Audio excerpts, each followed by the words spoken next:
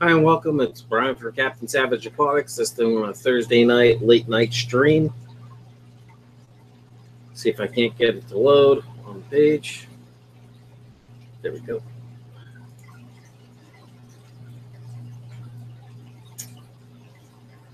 One viewer already. What's up, guys? How you doing, White Dang Tanks?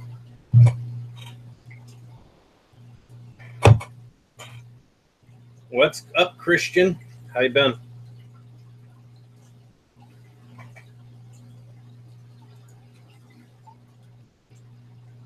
Just gonna let everyone stroll in here. I think Jason's gonna be stopping by here tonight. Fish Tropic. Now time to make everyone hungry because I'm starving. Chicken bacon ranch pizza. There you go, guys.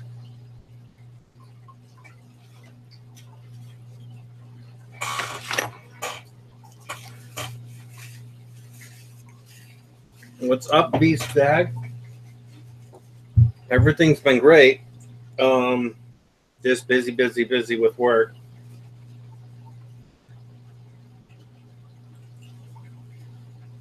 Just waiting for everyone to stroll in. How you doing, White? Dank Tanks, Christian yraheta, Stag.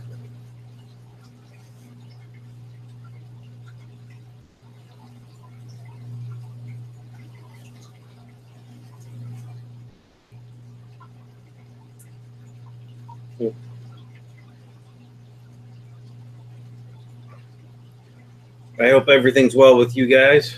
Let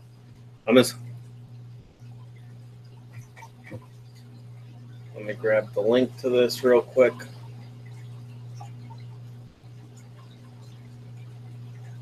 Invite people. No, Jason's waiting for the thing.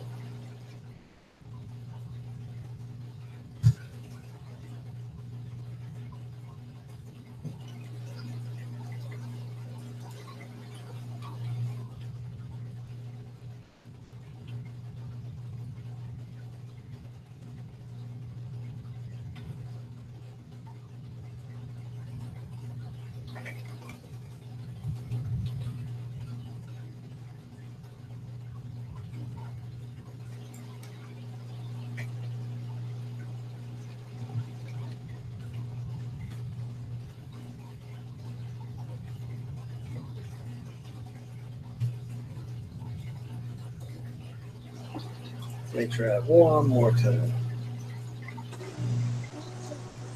Uh-oh. Cappy. There is trouble. What's going on, What's up, Cappy? Jason? Just doing a few maintenance things in the room and releasing some fish, quarantining some fish that I just picked up today. No sound from me, brother. No sound, eh? Why you muted? What about now? Sound. Can you hear me now, Jay? I can hear you. Can you hear me?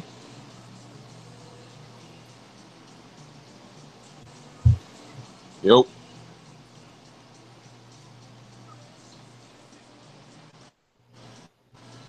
Let me try something.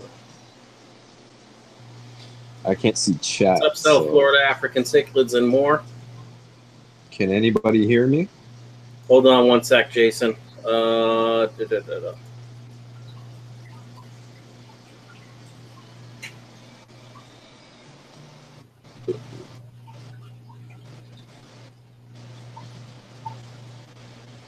I know. I'm just trying to get Fish Tropic voiceover. Let's see, settings. I don't know if anybody could even hear me. I can see volume on mine, so. Here we go. Oh, I just had to change it in Google Hangouts so I could hear you. Yeah. I haven't used Hangouts for a while, and I updated my drivers a couple days ago, so that makes sense. So how things been with you, Jason? Just doing my damn thing. Yep. I'm getting back into Acclimating. What's that? Acclimating some diamond neon tetras to go into this tank today. Finally, they come out of a 3-week quarantine. That's cool. Yeah, I got to re-acclimate myself to my fish tanks.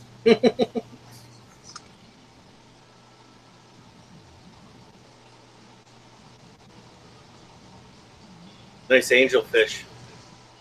Yeah, it's my breeding project. I'm gonna breed the longfin platinum with my show marble. Nice. Nice looking fish. So we'll see what we get out of that.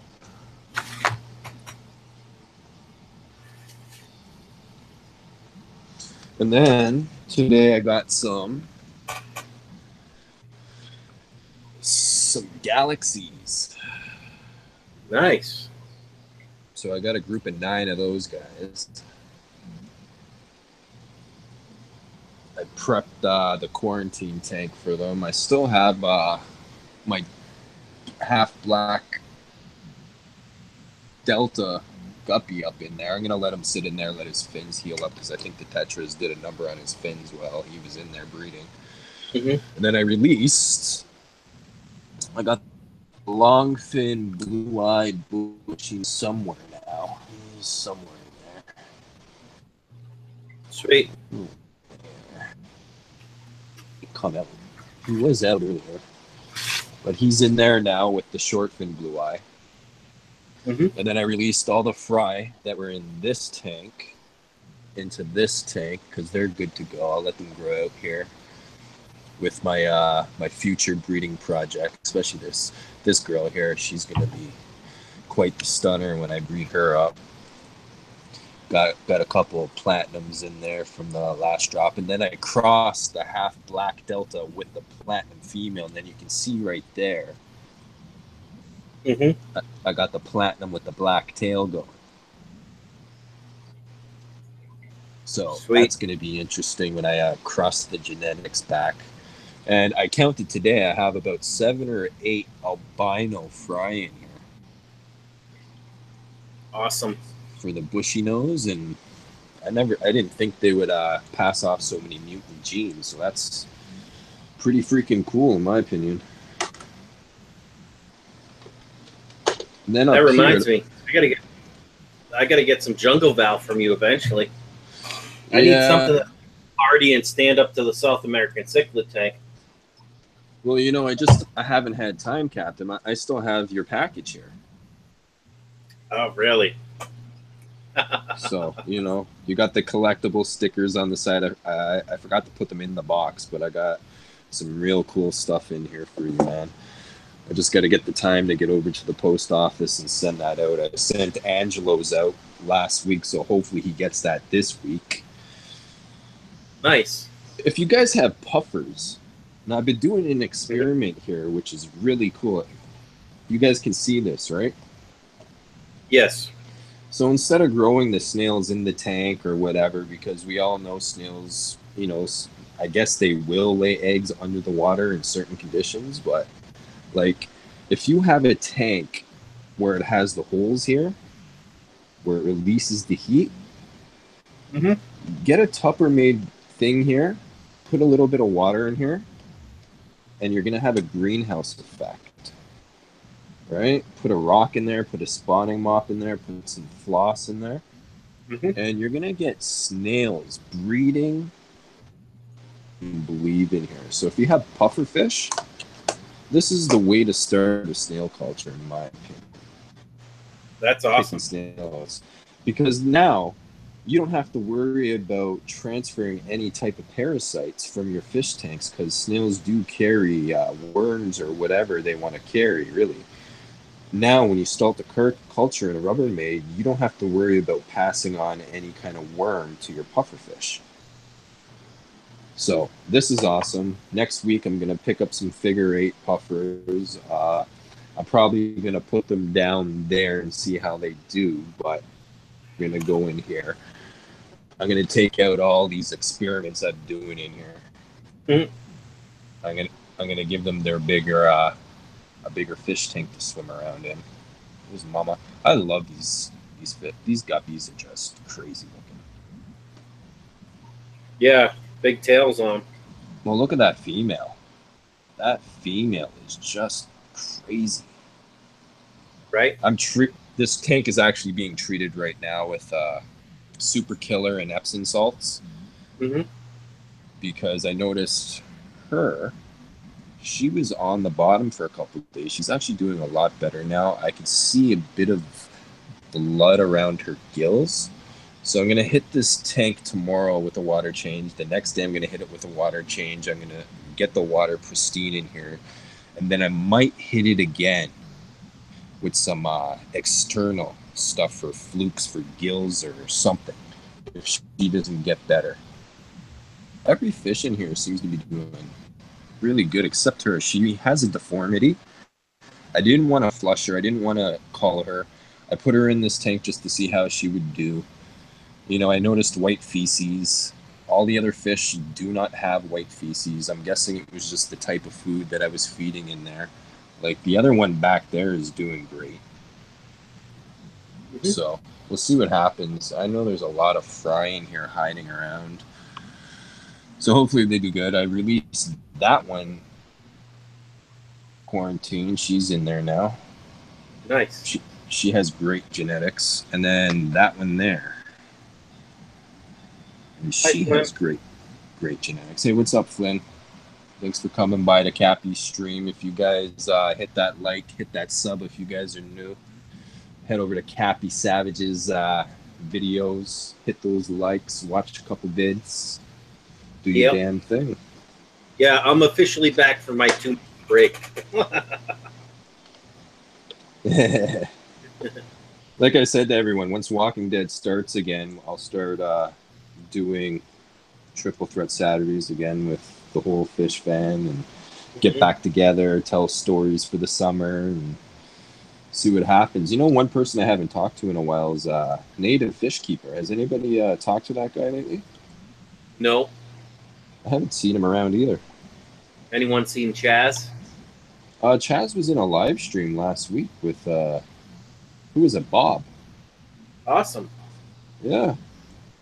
I wasn't even notified, and I don't even think that's true because I went to Bob's channel. I didn't see Chaz in the videos. Maybe I just didn't click the right ones. Wow. Yeah, we'll definitely have to get the triple threats going again. So what's new, Cappy? Not much. I got the 20 along with a bunch of fancy guppies in it in my kitchen going. And I had to tear down my little kind of awkward size bow front because, I don't know, just the soil I put in there, it was weird. You know what I mean? Yeah. Did something to the chemistry of the water, and I noticed the German blue rams didn't, once I put the soil and stuff in there, because I like to dirt the tanks now and all that, something changed, and the German blue rams didn't look so healthy. So last thing I did, I removed. So I think I'm just going to do it with the play sand and gravel, like I've done all my other tanks, because that seems to be a try and true thing. So yeah. I have a quick question for everybody here. I was at my local fish store, M&J Aquariums, a couple weeks ago, and I picked this stuff up. Does anybody have any clue what this is? Not the duckweed, the green stuff. It almost looks like swastika or something like that. That's what I was thinking. And I haven't looked at, I can't pronounce it, but I haven't looked at that stuff for a while, so. Yeah, I seen it. It was like exploding in one of the tanks there. I'm like, hey, can I get a piece? And he reached in and grabbed me a piece. It's been kind of dying back, so I took it out of here. I actually put it in my quarantine tank and stuck it to that plant there. It's been doing pretty good there. But then I just, to make sure it doesn't like die off, I put it in its own little jar. It was sitting by the window, and I noticed today it was so hot from the sun that it was probably killing it. So I just put it over here under a bit of low medium light and see if it comes back or not. But it's a really cool plant, man. Like, I would rate it up there next to guppy grass, in my opinion, because once that bushes out, like, I think it's even better than guppy grass. Oh, yeah. I like the texture and how it looks, you know? Oh, yeah, man. Like, it must house some nice microorganisms, too. Mm-hmm. Right. But besides that, I mean, the guppies have just been kicking butt. I just have to keep moving those every so often. Picking the best ones I like and let them breed, you know what I mean? Yep.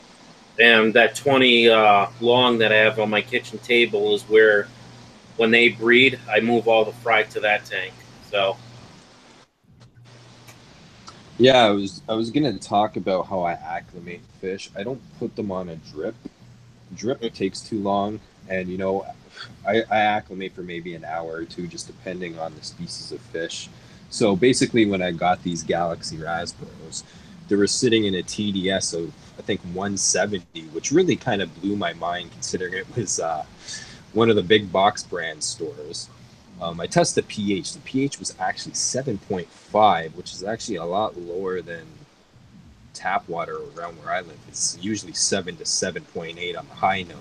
So basically what I do is I just use my turkey baster, good old trusty turkey baster. mm-hmm. I know the rating of the water. I take half the water out, as you can see. It was probably there. And then I slowly bring it up to the next half. And every time I add in, I check the TDS, because the water in here, the TDS of this is 217. So Mm-hmm. as soon as I hit 217 in here, that's when I put the fish over and I don't have to worry about them. That's how I acclimate fish. Mm-hmm. Right? I don't know how people can sit and wait for a dripping nozzle. Like, oh my God, I'd go crazy.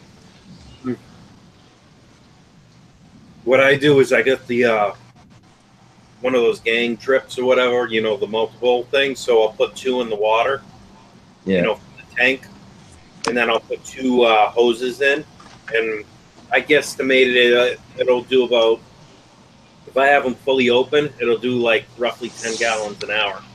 So I figure with that, it's quickly acclimation, you know, very quick acclimation. Can you guys see that? Yep, nice blackout. I think that's the male. Pretty sure it's the male. I don't know. I think they've been mating in here. I think sooner or later I'm going to see some little gold nugget placos scurrying around. Mm-hmm. Hopefully, because then I could ship a few out to some of the Canadian boys, maybe even you, Cappy, if I can get that across the border. I'll talk to my sponsor at Magical Aquarium Club and see if I can get him to ship a couple over to you. That'd be sweet. Yeah, that would be sweet. Like, if I could start shipping out some rare stuff out to some of my main viewers and get some of these things into your tank, I think that's where I want to be.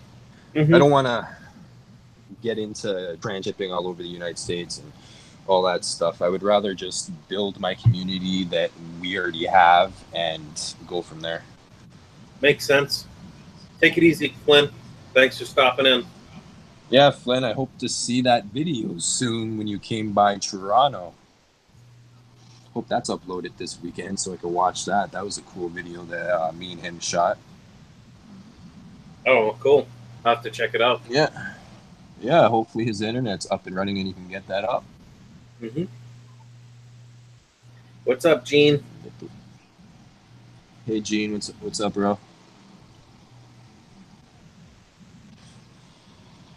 Considering this is only like my second live stream back, I say, you know, 7, 8 viewers now. That's not bad. Yeah, shout out to Pink. Go over, see Jason, get your pinky filters up. It's like the best filter floss you can get. I know Captain's using it. I use it. You know, half the viewers use it. Are you still using yours, Cappy? Oh, yeah. This is what I have left from that big roll still. I'm telling you, man. I've rinsed the stuff under tap water. I'll put 2 in my trickle tower, and my other things, I usually put two in everything. Even my hang-on back filters, I'll throw that in. And I'll just take 1 out, squeeze it out, rinse it under tap water, Don't care if there's chlorine in tap water, whatever. I've heard so many mixed reviews about killing your beneficial bacteria due to the chlorine. You know what I mean? Half the time, people are like, if it's really healthy bacteria, you'd have to let it soak for like a long time, running under that water to kill it all. So, oh yeah, I haven't had any problem. Anyways, so yeah, I swear by that stuff, man. Like I said, I was talking to Jason a couple months ago, and I was telling him the only problem I have with the Pinky filter floss is that maybe the white part of it could be doubled up. Because I can't really complain because I'm still using the same stuff from a year ago. Yeah, and that's one of the reasons why I actually I put the Pinky filter floss. I sandwiched 2 pieces together in the middle, and then I put my regular floss on top. Because whenever the regular floss on top gets dirty, like I could show you here. Let's see if I get some light over here. Flip that. Like you can kind of see it here. I can go turn the light on. Yeah, I was gonna say when I change my Pinky floss, it's probably about 3 months in, and it just looks so nasty even after rinsing it and all that.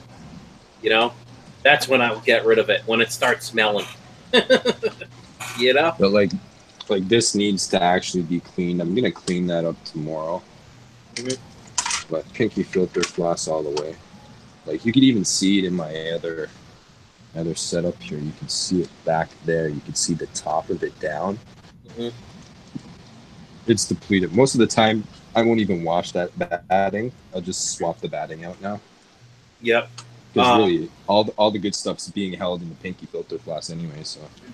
Glassbox asks, "What's the draw card with the pink filter stuff? Does that have like 2 grades of filter floss?" Yes. You got your like more coarse white floss on the outside, and then the pink's the side is the finer floss to it. It really holds up well. I found after about the 5th or 6th time of like rinsing and squeezing the pinky floss out, that's when finally the white floss starts to slowly start to pull away from the pink floss. Yep. You know? And that's when I'll usually wait till it really starts pulling away, probably another month or month and a half, and then I'll get rid of it. I love the pink stuff, man. Oh yeah, it's awesome. Like, I kind of wish that, like I was saying, he'll double up the white and maybe add. I know it's probably like out of the picture, but if you didn't even double up the white stuff, white, pink, and blue, like oh my god, you'd have the ultimate filter floss because that blue poly, what is it called, poly blue? God, yeah, the blue bonded. Use this. Yeah, you could use that in saltwater setups then. Bigger fish bioloads like your Oscar and stuff, because then all that waste won't break it down so quickly. You'll be able to catch it weekly, take it out, rinse it off, and it will literally act like a mat. So, you know, if Jason is watching this, give me a shout, man. Let me know if you actually did a little science experiment with that yet, because I haven't talked to Jay in a while. So,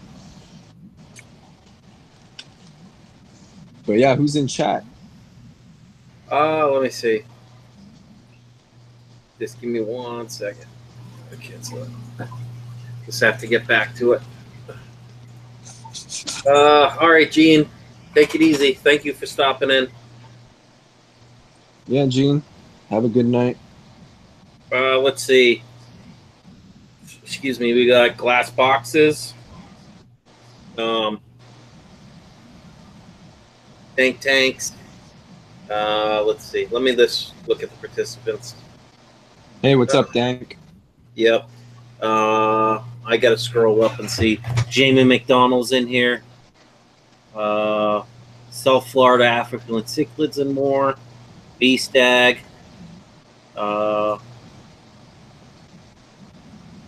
Christian. Hey, Stag. White.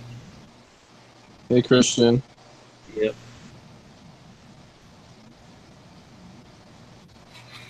So yeah, that's who's in here. I'm sure I'll get back up to the 20 count anyways fairly quickly once people realize I'm starting to stream again. Especially when it's NAM time. NAM time, baby. You gotta crush it savage style. I'm drinking monster drinks right now to stay up. Otherwise, I would be crashed out sleeping right now. It's been rough lately. Tons of work, but the positive side is I have more cash flow. I'm actually being able to pay off some of my bills. So nothing wrong with that. Yeah, cash is key. Well, my goal is to put enough away. You know, I want to treat my son really well to Christmas this year. Not that I want to overdo it, but I'm thinking maybe $500 to $1,000 I want to spend on him for this Christmas. Yeah, that's a lot of money, but I'm thinking I'm going to buy a PlayStation 4 for him and an Xbox One S or whatever it is, the newest one coming out. So right there, that's like $800. You know. Yeah. Well, you should go on like Craigslist or no, just buy it brand new because then you have warranty on it. Yeah, I'm gonna buy it brand new, and I'm hoping someday my VA up where it gets up hits because that'll be a huge amount of money right away. So check this out. I got this at a rock mineral store that I was at. It was pretty cool when I seen it. Oh, that's awesome. It's like a fossilized fish. Yeah, it's from where did he say he got it from? I think it was like Arizona or something like that. Yeah, they have a lot of fossil rock, you know what I mean? Fossilized fish and vegetation and all that stuff out there. It's pretty cool. Fishing. Look at that monster. Is that from this year? That was a couple years ago. That's not bad. That's the one thing I wish I had the chance to do was go fishing. I never made it fishing this year. I work. Yeah, man, you gotta take the kid out, take him out fishing. My butt off. But the problem is up here, pretty much it rained the whole summer here. No joke. There was only like one day a week, and usually during the week when I don't have them when it was sunny. It sucked. Oh, my blue phantom is out. One of my 4 blue phantoms is out. Nice. Just for a sneak. Just to tease me, comes out. Swear to God. What else is creeping around? Right. You gotta love when they do that, right? You never see them like weeks, and then all of a sudden you catch them. Well, there's one of my short fin blue eye albinos. But you should see the long fin. He looks great in here. I was conditioning him while he was in quarantine. So, you know, right now I'm looking for a beautiful long fin super red. I have super red long fins, but they're just they're not breeding. They won't be breeding ages probably for at least another 4 months. You know? How many did you get? At the time, I think I got there he is. 6 or 8 of them. There he is, Cappy. Those are awesome. Mine quite aren't that big.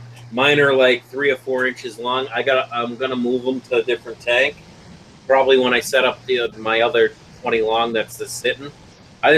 What it is I've had more money lately. It's just I've been so tired and lazy when I'm done with work that I haven't even built the rack I want to build because I want to build like the 10-gallon racks for all my 10 gallons to get them out of my bedroom. That way they're out here in kind of like this living fish room type of thing. But I figured I'm going to do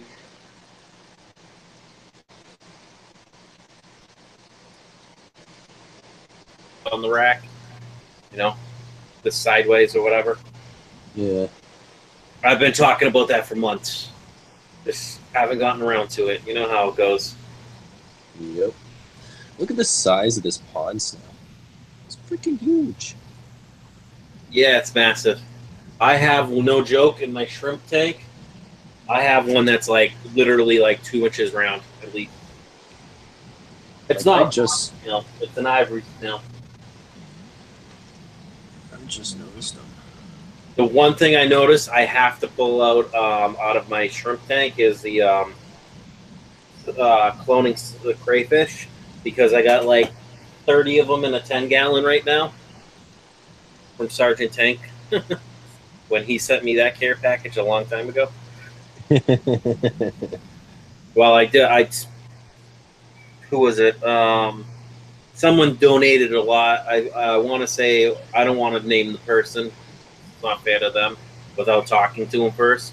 But someone donated a lot of money, and I probably dropped 120, 130 bucks with Sergeant Tank. That was before my break, though. So yeah. Yeah. Yeah, these guys are doing. I'm actually think I might call all the guppies out of here and make this my puffer tank. Cool. What, figure 8 or pea puffer or what? I was thinking about a figure 8 because they're pretty available to me. Yeah, the problem is how well are you going to actually slowly acclimatize all those plants? Or are you going to tear the tank down and start new? Well, that was the plan. I was going to tear it down and make it a water tank. Well, that's okay. If you do tear it down and you need to get rid of some plants, you know where to send them. Because, like, I want to tank in my room. Yeah. Well, my thing is, hey, Island Queen, how are you? Long time no see. Hey, Island Queen, how are you? I'm gonna buy the 125-gallon stock tank from Tractor Supply because it went on sale. It's like 50 or 60 bucks. The problem is the only spot I have for it right now is where this blue chair is, this lazy boy. So I have to clean out my closets and break the lazy boy down and throw the lazy boy in the closet. And then I want to set that 125 up as a turtle tank and get some turtles. You know, diamondback terrapins where they need brackish water. Obviously, I can't get from the wild the wild ones without permission. But I'm not going to go wild. I'm going to get the ones that are bred in captivity. Yeah. Island Queen says, hi, Fish Tropic. Hey, man. How are you tonight? How is everybody tonight? What's everybody up to? I can't see chat, so I guess Captain will be reading it. Yeah, I'm reading it. Seems like everyone's just chilling, watching me. We're back down to 3 views, but I just chalk it up because no one's really chatting in the chat. And people drop off the participant list when they're not talking. So, in the chat or whatever, so. A couple more...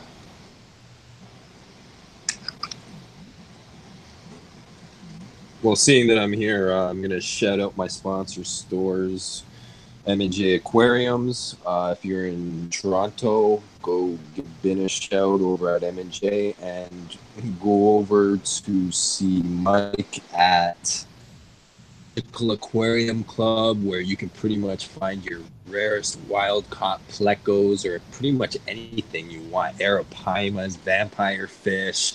Hell, there's 6 different types of piranha there at this point, so get your gar, get your spotted gar, you know, get your red scarlet pleco, get your galaxy plecos, get all 3 your gold nugget plecos. You know, there's so many different fish there that you will probably never see. If you're in Toronto, if you're making a trip to Toronto, hell, even if you're over at Chicago Experience, you got a couple hours, come over to Toronto for half a day. Right. Make it a 4-day weekend. Well, that's the one thing I'll probably talk to you on the side about something. Maybe after this stream. Cool. Nothing bad, just I want to run some things by you. But sweet. Yep. Man, I wish I didn't stop streaming because it's like if that money would hit from the VA, instantly I would order plane tickets and go to the Chicago experience. Where's this fish? I purposely take off a week because I think the Chicago Aquatic experience is what, Friday, Saturday, Sunday. And then if I had that much cash, I'd be like, Jason, I'm coming. You have room for me, buddy? Well, I was gonna go, but it's steady, and I have so many things that I have to do before I could even think about doing stuff like that. Yep. Like I have do. to. There's just so many things. Yeah. Like I was gonna go, but Mhm. I don't know, man. I'm glad to be back, Island Queen. It's been too long. Just with work being so busy, it's getting the motivation to like stream and do that because, as you guys know, anyone that creates video content or even does a live stream here or there, it's a lot of effort to like actually do it, and a lot of, you know, you got to be on your A game or at least the B game, you know. Safe. What's up, Priscila? I need to go. Welcome, welcome. I gotta go buy some liquid prime. What's that? Said I gotta go wait for that 2-liter bottle of liquid prime to go on sale and buy a couple of bottles of it. Why buy liquid? Get the powder, make it yourself. Yeah, I have the safe, but when I want to dose like quickly and I see my fish under stress, I would rather have a bit of slime coat in the conditioner, just in case. Mm-hmm. Like I can add some salt. Mm-hmm. But I don't want to add any salt to the unit because it's free of medication right now. And once I put these galaxies in there, I'm going to be dosing with the super killer, and I don't want it to bind with any marine salt or anything like that.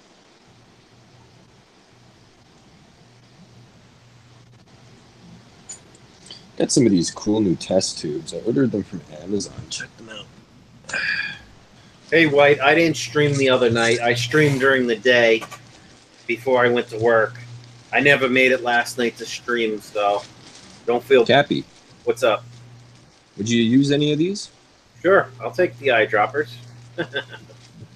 I'll give you a few of them. I'll try to stick them in your box or something.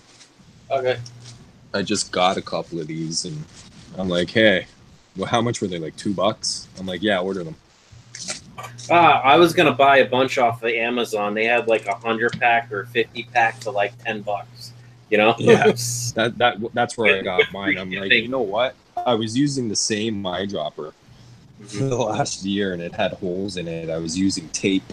I'm like, screw this, because once I start hatching live brine again, I want nice fresh tubes that I can just dispose of once the salt melts through them. Right? Plus cross-contamination plays a big factor in my fish room now, and I'm trying to make sure nothing, and I mean nothing, gets cross-contaminated. Yeah. I picked up some... knock on wood, I haven't had any, like, anything crush my tanks lately.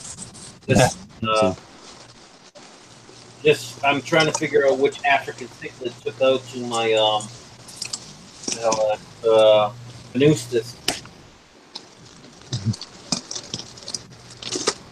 Because I was only feeding like every other day my fish tanks, and then I started seeing African cichlids floating. So I figured either that or the big boy Texas in there said, you know what?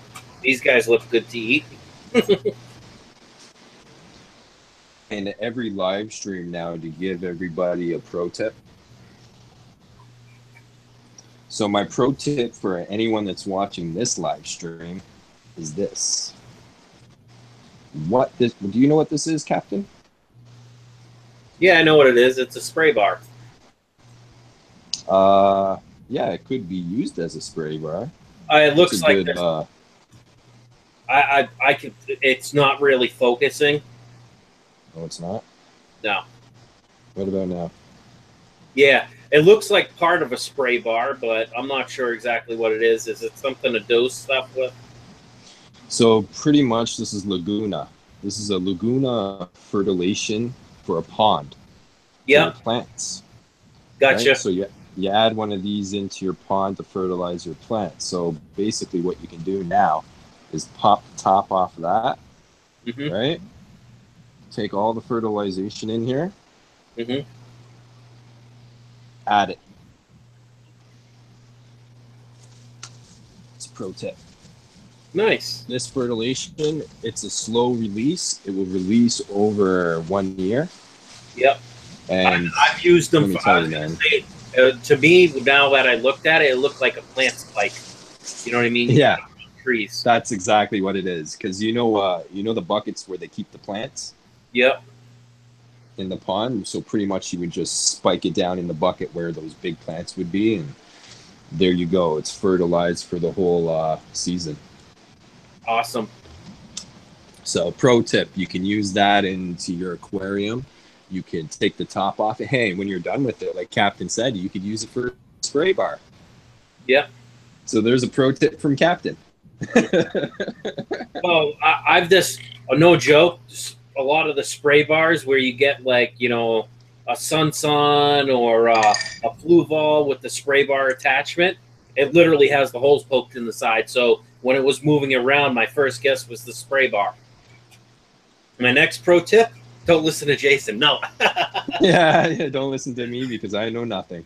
What's up, Anakin? How you been feeling, buddy? Oh, what's going on, Anakin? I haven't seen Anakin in a while either. Yep. But then again, I haven't been doing much of any live streaming or any videos or anything really. I've just been compiling footage, and something bad happened. I didn't back up my footage on my laptop, so I lost a lot of fishing footage, which is a total bummer because I was going to start video editing some short series during the winter to release for you guys to watch for something to do during the winter. And now I only have a few clips that are stored on my phone. Man, I have a ton of clips stored on my phone. I got Sergeant Tanks, like the unboxing of Sergeant Tanks box and all that from like 4 months ago that I just have to put it into my editor and this piece the clips together. You know what I mean? Yeah. Paste them, do a little editing and get them up. What's up, KG Sicklets? How you doing, big guy? Hey, KG, what's going on, brother? So yeah, what else is going on? Well, these diamonds are going to be ready to throw in about 10 minutes. I got some used gravel here. 25 pounds for $10. Used? So, yeah, used. So what I did is I treated it with hydrogen peroxide. It's clean now. I needed a bit of gravel in here because, like, there's literally no gravel for the plants to grab onto. So I'm going to add about, I don't know, we'll say 10 pounds more gravel in here because, like, look, there's not enough gravel for these plants to grab into. In the back there is, because I actually built it up in the back so it would have more of a 3D imaging. But I really want to tear this tank down and do a hell of an aquascape to it. But I don't know if I really want to. Everything seems to be doing great in there. I don't want to stir up anything or upset anything. And I know my gold nugget plecos are doing something in there. So I don't want to mess around after what we'll say a year and a half of getting these guys conditioned ready to breed. So I'm not going to mess with that, right? Plus this one's new. This could actually get shocked from me screwing around. And this is that a temple point right there in the middle, right by the driftwood, in the back of the driftwood? Other way, like the metal, like dead center of that driftwood, that tall one in the middle. It's kind of lighter green. Is that a temple plant? Where, that one? Nope. The one to the right. Yeah. That or is that a Nubius? That one there? Yeah. No, that's a Hydrocompacta. What, a Nubius? No, it's not a Nubius. Oh, okay. Hydrocompacta. This looks like a temple plant to me. I actually had someone say that to me the other day. I want to almost say there is a Hydrocompacta temple plants, but I don't know. Yeah, there is, I think, there's different type of compactas. Like I seen one at the store the other day, and I didn't even know it was a compacta. I'm like, oh, I was about to buy it, but instead I actually bought the, what is this called again? Kombota? Mm-hmm. I have it. A Kambamba, you mean? Kambamba, there you go. And ever since I had it in here, it was up to there about a couple days ago, and I started ferting. Like, it shot up, man. Yeah, I would say with the Kambamba, you definitely have to plant that in substrate. And at the time when I had my Kambamba, the fish just kept uprooting the thing. No matter how many times I stuck the glue, glued it to rocks, whatever, they shredded it off the rocks. So yeah, I got it planted in, and it took off, man. Yeah, well, it's also good for guppy fry to hide in too. I like it for that fact. Speaking of guppies. Speaking of guppies. Yeah, my strain is doing pretty good. I got 3 different males coming out now. Sweet. I got daffodil, purple Moscows, and I got this type. Where is it? Unfortunately, a lot of my males look like snake skins. You know what I mean? That type. I don't know where the main male is in here. It's probably trying to hit some other chick up. Fishing here wild, man. Is that him? He's in there somewhere. I bet you if I fed them, maybe I'll feed them. A lot of these fish are pregnant, though. Like, look at this female here. It has some weird pigmentation on the tail. It looks cool, though. Like, I'm going to take that out, though, because I don't want that to mess up any of the color strains. Hey, how long's it been in there, the female? Which one? The one you were talking about where, you know what I mean? It's got something different you don't like about it, you know? Oh, that one there? Yeah. I just noticed it today. Man, give it another week or two and see if it fully develops out. That's your call, though. Yeah, I might, but it could be some kind of bacteria disease also. You never know with pigmentations like that. Because I haven't seen a pigmentation like that come out of any of my fish yet. So, and plus I can see a mark on top of it there. I don't know if it's a fight mark or whatever. So I might take that out. And like I have a few fish in here that are been beat up by someone. But you know how I combat that? I don't understand why people gotta throw them fish tank to fix fins. It's just like dose a bit of salt, do 3 water changes a week, 50%, 30%, hell, 20%. That will cure any fin up. Period. You don't need to try to accelerate growth of the fish's fin by dosing it with tree oil. Like, that's just my opinion. I know other people have their opinions, but you want to minimize the amount of, what do you want to call it, superficial liquids that you're going to throw in your tank, especially if you're fertilizing, you know, you're putting other types of things in there, and then you're going to put Melafix or Permafix or General Cure, whatever else is you're going to throw in there, right? I'm more of a naturalist when it comes to fish tanks now, so. Honestly, lately. You know, I'm really. God, finish this. No, go ahead. No, honestly, I haven't really treated with anything lately because I haven't seen anything, you know? Yeah. But I haven't been looking really hard till the last couple days. So, I've just, you know, unless I get a new fish in, which I haven't purchased any new fish in a bit, I don't really treat with anything, you know? No point to. Yeah. Why waste stuff? I didn't even fert. I figured the fish would do enough fert, and then if I started seeing plants brown, then I would throw the what is it called? Like the Flourishing, or hit it with like some iron or something like that. You know what I mean? I got the Miracle Grow stuff that has very, very, very like minuscule amounts of copper in it, and I dose that like the regular size dose, and it doesn't even do anything to the shrimp or anything like that. So it's like 0.00001% copper. you know.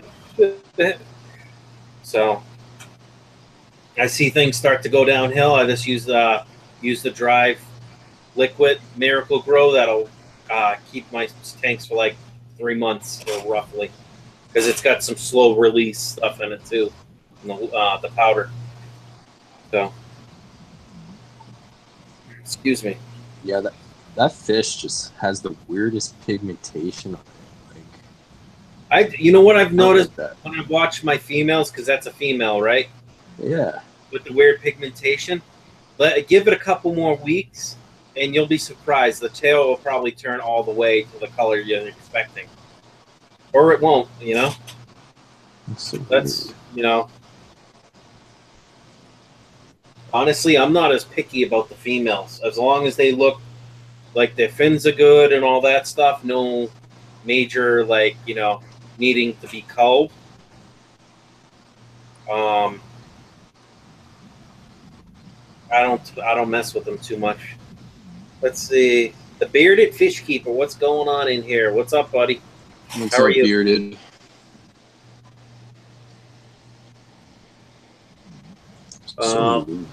Let's see. Get some hair algae going there. You know what's funny, guys?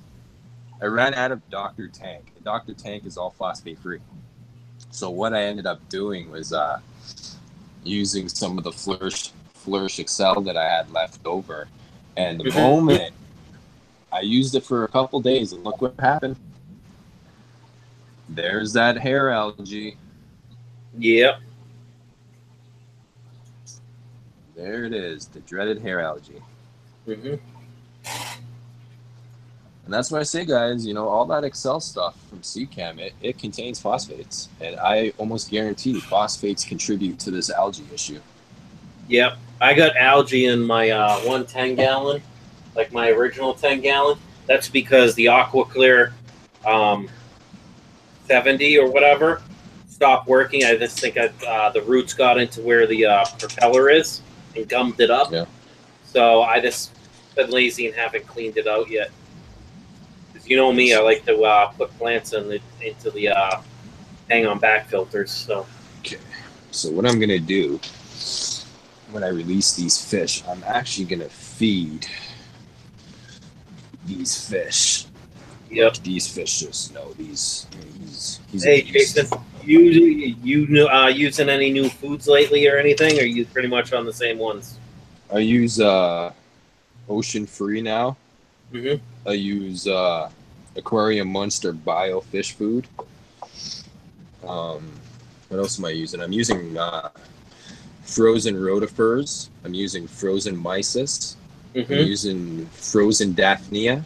Yep. What else? Every now and then I throw in some frozen brine shrimp if I'm not hatching it, or if I'm not using it fresh out of the instant ocean can. Yep. Which I haven't been able to get because Magical Aquarium Club actually sold out, in 2 weeks, 2,000 cans of that stuff. Oh, that's not bad. No, like when I was there promoting them, I was pushing that stuff because it didn't matter what tank I went to. You know, they have the krill and they have the, what is it, the brine shrimp solution. The krill's a lot bigger, so like your Oscar would love you if you gave him some of that stuff. Oh man, I still got I got to check on the expiration date, but I still have full size krill, like dried krill. And I've just been crushing it up lately and throwing it, like mixing it with whatever I'm feeding every so often as like a treat, you know? Okay, let's get these guys released. So yeah. So White says, sorry, you may have already said early, but are there any fish you're interested in, Brian? Honestly, White, I'd have to look. I haven't looked at fish for a while because I need to set up more tanks before I think I really want to put any more fish in, unless they're going into a really established tank, you know? Not that I've had any dead losses because I have so much filter material sitting in my sump right now that I can easily, I wouldn't say completely into the cycle tank, but it'd be well into it anyways. Yeah, I could have 50 day.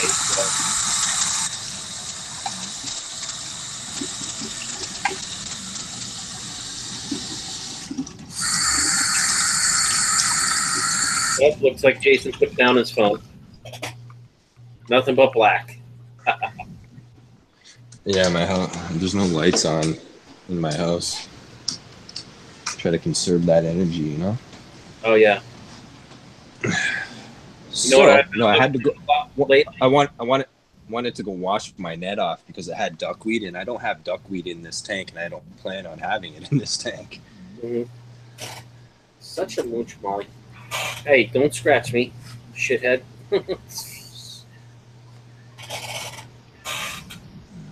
No, I took you out when I came home, so go lay down. Enough. Not in the mood.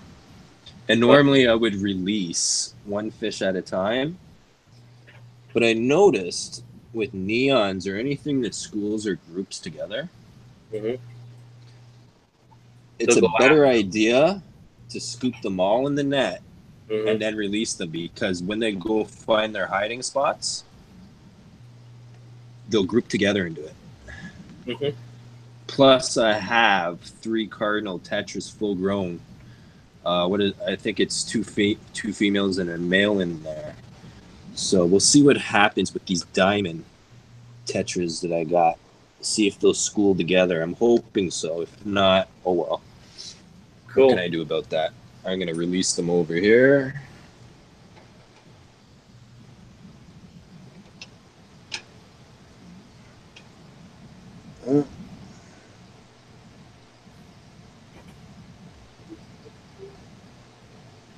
I think my black rose line just ate one. What's that? I think one of my black raspberry rose line just ate one of these guys. Probably. You know, hey, if they can fit in their mouth, they're going to eat it. That's crazy. I just figured you were, you know, put them in big groups so it's harder for them to get the, you know, the fry or whatever. No? So let's see. That was fucking cool. What? I didn't see it. Yeah, I think he nailed one of the smaller ones. So I just put some food in there and hopefully he goes after the food. Fill him up that way. Let it snow. Yeah, right. Hashtag let it snow. Yeah, that guy's a beast, fan. Yeah. How many are there? 1, 2, 3, 4, 5, 6. I've counted 6 that I could see. There was a group of 9. Well, there you go. The diamonds are trying to school up with the cardinals. 1, 2, 3, 4, 5, 6, 7, 8. So yeah, I think one got eaten. Either that or it's hiding pretty well. 1, 2, 3, 4, 5, 6, 7. I just counted 8, so we'll see what happens in the morning.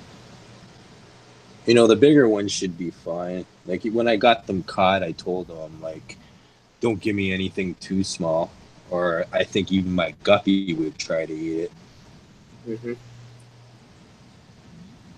Because I got white clouds in there too, so it shouldn't be too bad. There's some cover. Meh. What are you gonna do?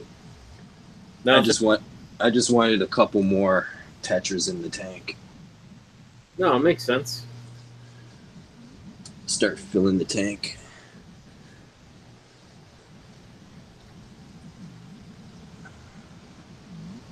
Go. And that is done. Who's in chat? Chat's going.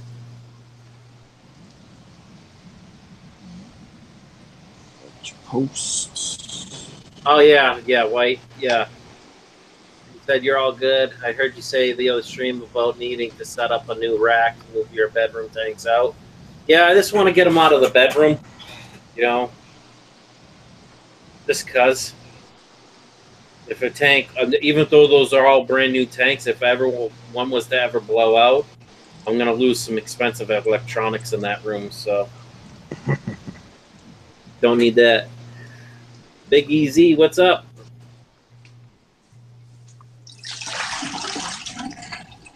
What up, Big Easy?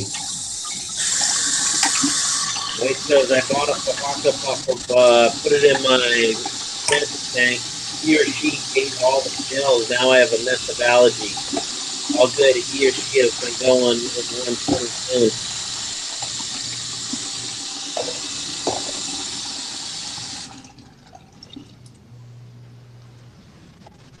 All right. Oh man. Oh. So I'm gonna add a bit more water Mm-hmm. to these galaxies. Next time I come in this room, these fish are going into the quarantine. I'll be back in a minute. My chicken bacon ranch pizza calling me. Cappy, I was just thinking the same thing.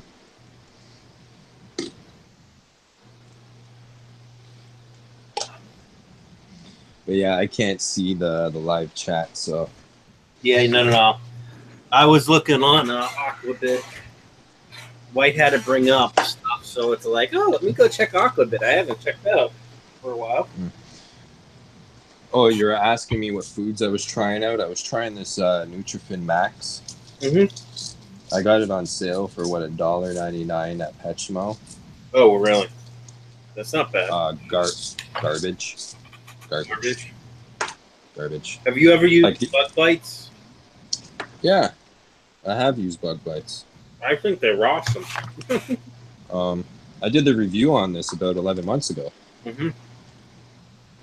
That's what 11 months get you. Mm-hmm. So, you know, my favorite formula out of all bites formula out of them all are actually the Pleco formula. Mm-hmm. All the fish formula, plus it's specialized for Plecos, so, you know, it can't be too bad. Another one, my favorite food right now is actually this stuff.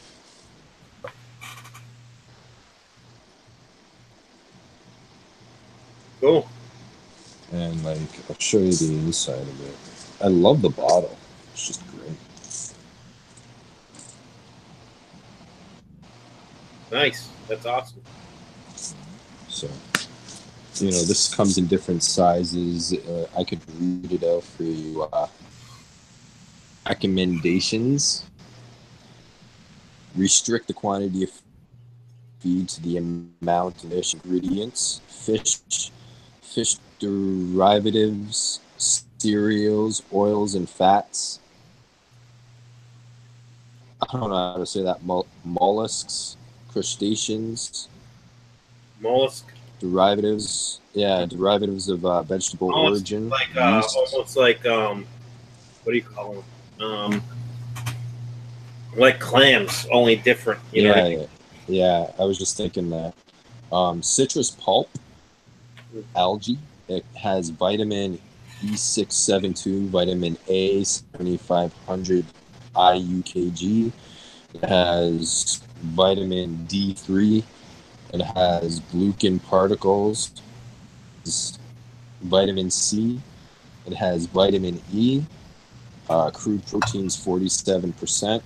Crude fat is 18%. Mm-hmm. Crude ash is 8%. Crude fiber is 2.7%. It has calcium 1.62%. It has phosphorus 1.1% and sodium 0.3%. It's good stuff. In my opinion, like when I drop that down in the tank, it kills this Nutramax. Like I'm only keeping this here now. I think the only fish that I've seen eat it are those diamond neon tetras. So Other than that, I was using the bug bites. I was using, this isn't Tetramin, guys. This is actually cobalt pellet food. Mm-hmm. It's great stuff. It has antibiotics in it. Mm-hmm. And this one back here, this is actually not omega-1 cichlid feed. This is special food from my fish doctor. I can't remember what it's called. It's I don't know. It's something special about it though. I think it's from New Era. It's a New Era kelp feed or something like that. But fish love it. And then I have my Norfin. Shout out to Norfin, Canada. Hooked me up with sample packs, community feed. They hooked me up with Empower growing my fish with the fry starter. Awesome. And that's, I think it's 90%, no, 100% krill. You can see it there. Wow. One whole Antarctic krill, 100%. So, you know, this stuff is amazing. Shout out Norfin. Thank you for sending me out some sample packs. And I've been using this. You guys have cichlids? Any fish? Go get yourself some of that. Stuff's good. I like it. You know what I'll say is when I got the sample of bug bites, once my big Oscar realized what it was, and I started going after it, and knocked all the. It came up, knocked my hand, and the whole thing fell in the water. I wonder how many of these fish are left. Just to say, you should have seen the Oscar, my big Oscar, that's hovering like right below the mass of the food, sinking slowly. Just going like gulp, gulp, gulp.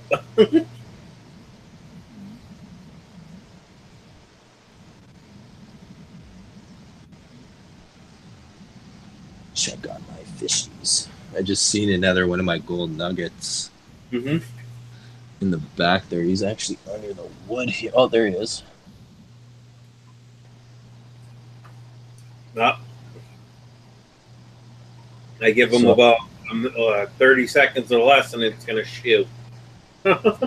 So you got, I think that's him, and then you have her over there. Mm-hmm. Wherever they're, I think they're breeding either under there, under that one, or they could be breeding under there. I think there's babies in here. Mm-hmm. I haven't seen them yet. Oh, there's 2, 1, 2, 3, 4, 5, 6, 7, 8. 1, 2, 3, 4, 5, 6, 7, 8, 9. I think there's 8. Mm-hmm. Oh, wow.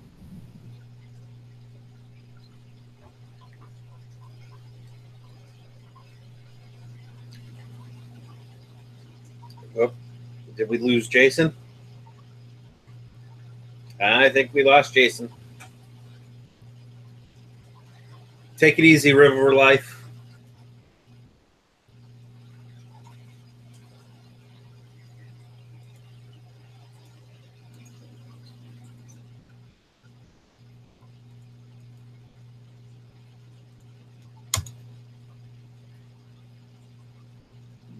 Excuse me.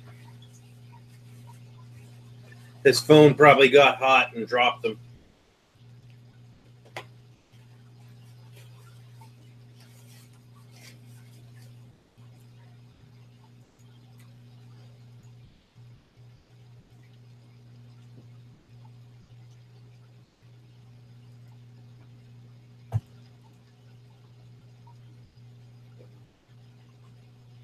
So what else is going on, people? Yep.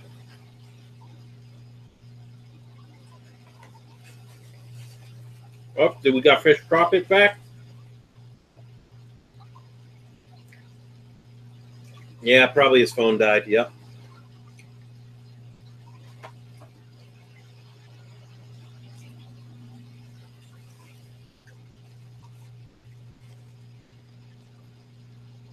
Sorry, guys. Sorry, everyone. I don't mean to eat on the stream, but I'm starving, so. I'm sorry. No matter how much you beg, Molly, you're not getting my chicken pepperoni pizza.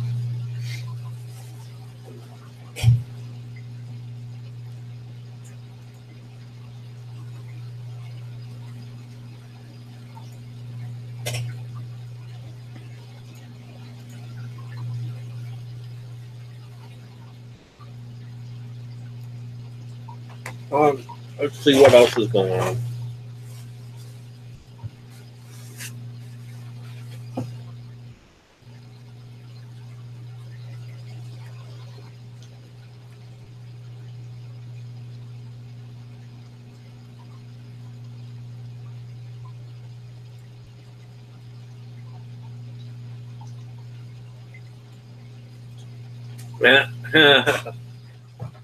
Get your fill, yep. That's what I'm talking about.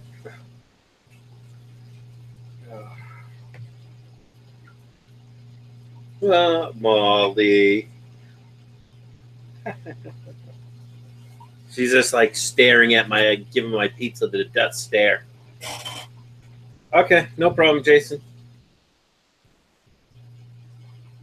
Excuse me. So let's see. Updates for the fish room. If you didn't catch my live stream a couple days ago, all my fish tanks are doing well. This is the bow front with the German blue rams. I had put some soil in there and stuff like that. Dirted it. I noticed the rams started taking a hit, so I had to remove the soil from there. And then they were healthy again all of a sudden.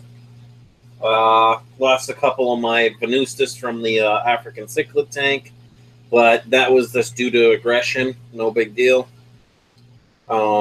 Besides that, everything else has been going great. The pea puffers are like full size now.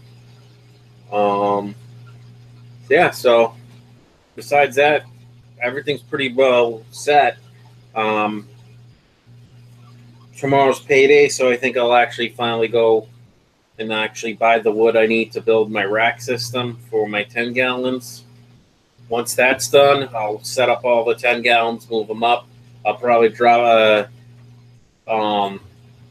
reduce the water in the 10 gallons to like 20%, lift the tanks up, put them on the rack, that stuff, and then see if I can't get like 2 more 20 longs, because I want to put 20 longs on the bottom of the rack system with 10 gallons, like probably 4, maybe 5 of them.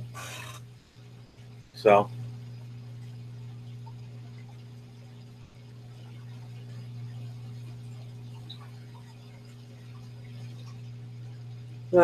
awesome.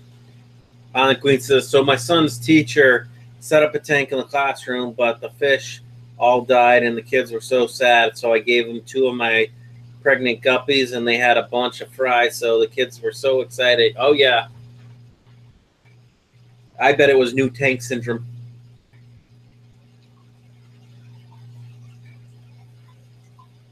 Either that or cleaning supplies got into the water.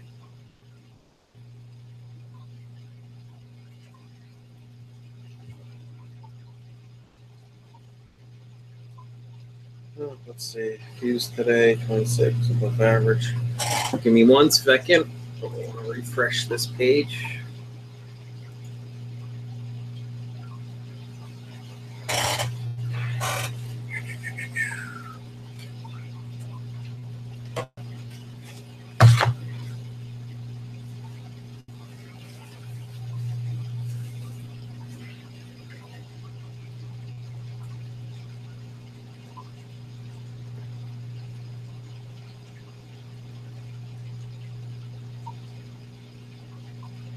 Yep, that's what I was figuring. What they should have done was, when the teacher told you they set up a new tank and put fish in it, you should have given her some of your encyclopedia.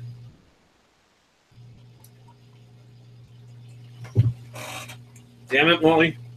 You're not getting my pizza. You scratch me one more time, you're going in the bedroom.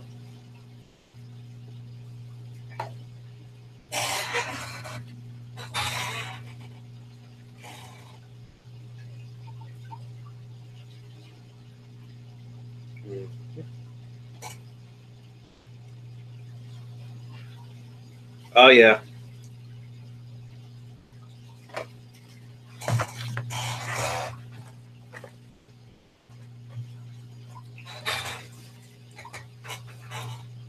Exactly. It's kind of funny. A lot of my friends and some of my family members have been calling me lately, asking me fish questions. Hey, I just got a new tank. I wanted to get some fish. What do you think about XYZ? I'm like, yeah, go get some. Before you buy the fish, set the tank up, let it cycle for at least minimum 2 weeks, unless you can get some cycled media. You know, I've actually sent them cycled media in the mail before. Some of the stuff I had, like some of the cycled sponges, I cut like half a sponge in half, or an older sponge that I'm going to replace anyways. I'll send it to them.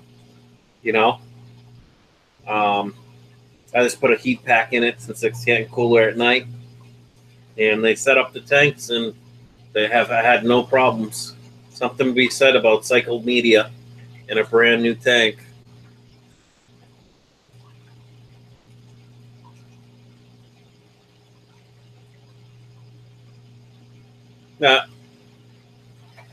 Holly Queen says all the kids run over to look at the fish every morning.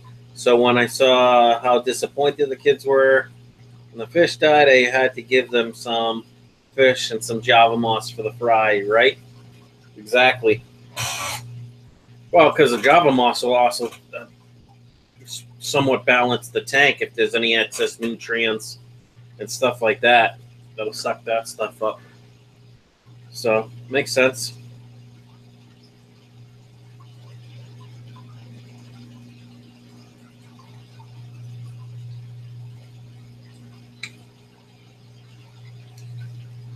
And I think this weekend, if I don't build the stand for some reason this weekend, I'm reworking my whole trickle tower and sump setup. I'm actually going to buy a couple more plastic containers or Rubbermaid containers, the clear ones. And I have 2 1-inch, what do you want to call it?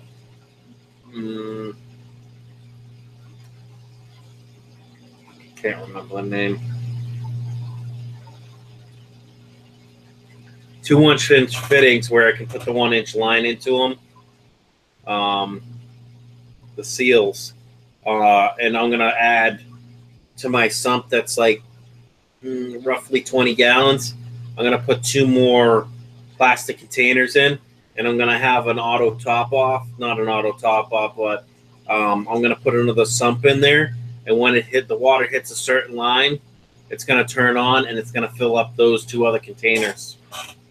That way I don't have overflow issues anymore. So, yeah.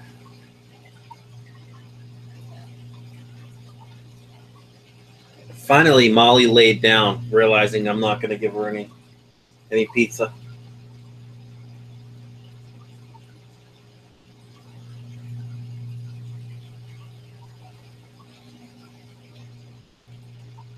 That's right. Yeah, and the moss will help with the new tank syndrome. Exactly.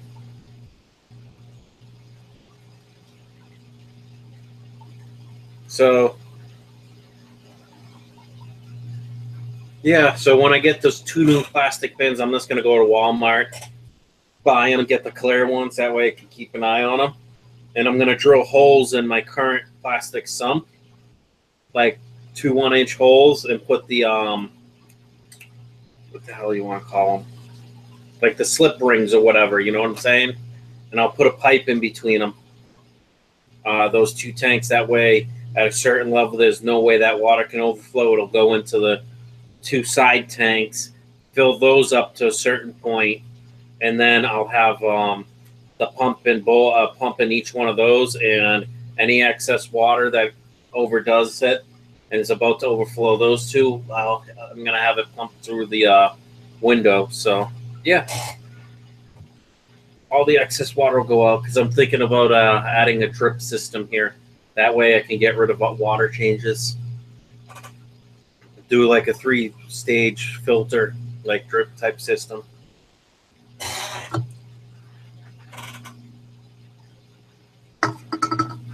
And drip like, for the 125, I'll drip like 10 or 15 gallons into that a day. Or I'll just get a 60 gallon per day drip emitter or something, and I'll let it change all my tanks, whatever percentage it does. That's way it's always constantly going. So that'll be fun. Fun little project. I'm pricing that right now. So.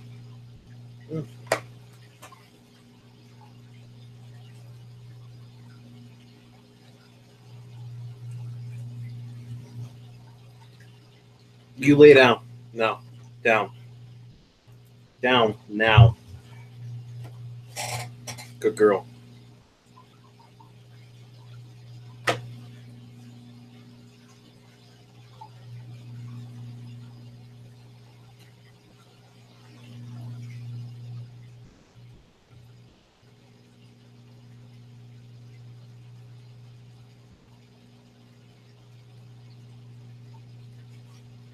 Well, that's why I want to build the rack system, Island Queen, because once I get the rack system set up, the drip's going to be installed, because I like changing water, but I don't like it that much. And it's not like I have to do a big intensive drip system. You know, even for like a 30 or 40 gallon per day or hour or whatever it is, however the drip emitter works, I have to look at it.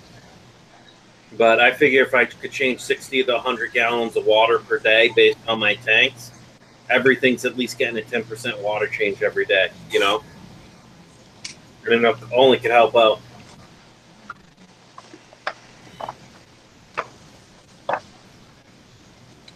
There you go. That's what I'm feeding my fish right there, Brian. The rotifers? Brian? Brine shrimp, yep. What's this? Yeah. Reef plankton. Cool. That's awesome. That's the one I couldn't remember, but I feed that to my freshwater. Mm-hmm. That's okay. Honestly, what I noticed, I looked at the saltwater fish food. It's literally the same stuff as the freshwater, you know? This, I'm waiting for my samples to come in. Mm-hmm. I would suggest anyone, if you can get a hold of this stuff, get it. Ocean Nutrition, love their food. I got a bunch of samples when I was doing the my aquarium box thing. The fish love it more than the bug bites, my opinion. Yeah, there's some food out there where the fish just go freaking crazy, man. Oh, okay, so I got some Q&A here Mm-hmm. in the book. I figured I'd whip it out, see if there's anything in here worth saying. What's going on here? See if they got anything cool in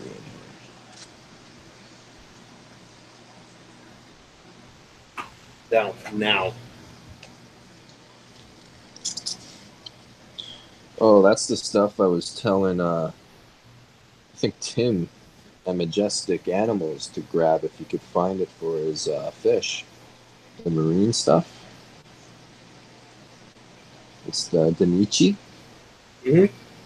Stuff is great too. Like, to have an assortment of different foods in your fish room is just the best.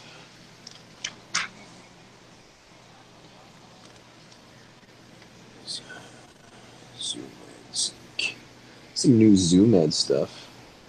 Mm-hmm. Can of bloodworms, can of cyclops, can of shrimp.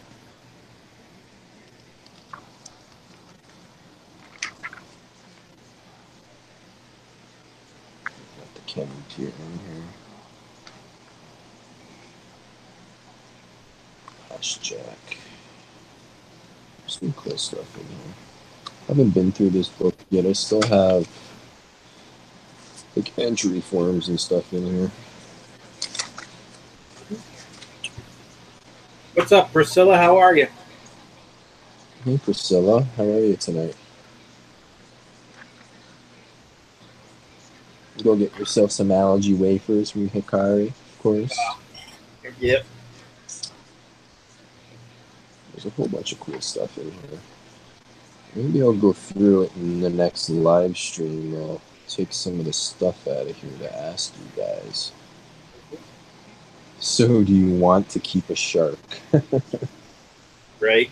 So, it sounds like one of my live streams. Yeah, right? when I get my $10 million home, that's when I want to keep a shark. You know? Yeah. I remember I did a live stream, so you want to keep a fish. Mm-hmm. That was a good live stream. So what have you been doing different in your fish tanks lately? Me? Yeah. Maintenance. Maintenance. Honestly, with the amount, the only tanks I've really switched water on in a long time has been my 55 gallon, the 125. All the 10 gallons do the amount of plants. I check their TDS. If it doesn't jump much, I leave them. Most of my tanks, no joke, with the 2-month break, all my 10 gallons, I didn't change water in for 2 months. So, and they were only up to 600 TDS. Well, you know, I was talking to my my fish doctor. Mm-hmm. He was actually telling me that too many water changes can actually affect your fish. Mm-hmm. And it's not necessarily a good thing to be changing water constantly out of your system. Oh, yeah. I mean, it's good for the plants because you keep introducing those trace elements, you know? Well, you keep remineralizing it, yeah, but Yeah. for your fish, like this tank here, what do I do? I think I do a water change when I see the fish get a little sluggish. That's about it. Yep. Other than that, the plecos, I swear the plecos could live in this tank without water changes for probably 4 to 5 months. Mm-hmm. They're so hardy compared to the guppy. Oh, yeah. And like Sergeant Tanks, he was saying that they release toxins into the water when they're breeding or whatever they're doing down there. But I haven't noticed them releasing any toxins. And if they are, I'm guessing these plants are sucking it up. Yeah, I would take. I would say that's probably likely. Yeah, while you guys were gone, I released the galaxies into the Q tank. Mm-hmm. Shut the light off, and they're over there. Maybe I can go over there, see what's going on in there. Yeah, Jason, when I do that drip system, like I'm sure they got a half a gallon, a quarter gallon emitters per day, or half a gallon or something. I'll put the smallest emitter on my 10 gallons. You know what I mean? That way it takes like a week and a half for it to change 10 gallons, you know? That's way it's very slowly doing it, you know? Guppies went to sleep, I guess.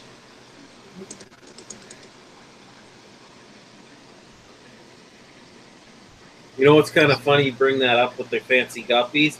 I find my females, they want to get away from the males. They'll go dive bomb into the, because I get the bigger gravel, you know, like from sand size all the way up to inch or 3-inch gravel, and I put it in my my 10 gallons. So I see a lot of the females when they've had enough of the males, they'll just dive down into little gullies in the males. They'll try to pick at them, but they give up because you know what I mean. They can't harass them anymore, really. That's where they'll sleep is right there in those gullies and stuff like that. What's up, DPK? Cecilia, how you doing? Hey DP, hey Carlos, hey Cecilia. Yep. So I just released these Galaxy Raspberries into the tank, Q tank. Nice. Now initially when I do this, I'll do I'll clean the whole tank. I'll bring the water literally down to here. That's why you see the guppy. That guppy there, he's a little shocked from the water change, but initially the new fish that are in there are going to be too shocked. So what I'll do is I'll wait overnight, let them acclimate to the water that they're in, and then tomorrow I'll dose the tank. Yeah, that makes sense. Because, like, I've made mistakes in the past where, okay, yeah, I get the fish, dose immediately, but, you know, you can actually shock the fish into death by doing that, because with the dramatic changes, that's why you acclimate for at least an hour until you get the TDS to match. You also want to match that pH. But if you're getting your fish locally, more than likely the pH is going to be the same unless you're getting it from a local breeder who has a soft, acidic water. Yep. But other than that, that's why you have your digital tools. You check everything out. If the pH is 7.4 and your pH is 7.8, there's not much of a pH swing there, so you don't have to worry too much. I would only say if the pH swings 1 or 2, then you might want to acclimate a little longer. But, you know, 1 or 2 even is not a big change unless you're sitting at neutral. If you're sitting at neutral and it's all the way down to 5 acidic, then you might have an issue. But if it's sitting at but the range of 8 and it drops down to 6, you just want to do it very slowly till the pH kind of matches out and your TDS matches out, and then you just dump them in. Make sure to keep your lights off for a week. It's your best bet. It's off for a week. Dose the next day. Follow your dosing procedure, and within 2 to 3 weeks, those fish are ready to go. Cool. I think a lot of people make that mistake when they're quarantining their fish. They keep their lights on. Well, a lot of the meds that some of the meds that I use, it says shut off the lights, and I think levamisole is one of them. You know, levamisole is a must because those worms only come out at night. Yep. Keep the room dark. You know. Yeah. Well, that's why it's good to go to the dollar store. Or keep it completely blacked out. Try to keep them as blacked out as possible. If you have to throw a blanket or something over it, towel, something that's darken it up more. Yep. That I found works perfect. I had a question for you, but I can't remember. Fish out of here last week. You can see a lot of babies left, but I sold a lot of my purple moss scales last week. I probably got rid of 20 males and let's say 30 females, 35 females, and I kept a good stocking of my bigger ones in there. This one is just not doing so well. That fish is now open up to bacterial diseases, in my opinion. So I might take that fish out and throw it into the Q tank with those galaxies. And any other fish I see in here that's not doing too well, I'll let them just simmer in there for a week or 2 with the meds I'm going to dose over there and go from there.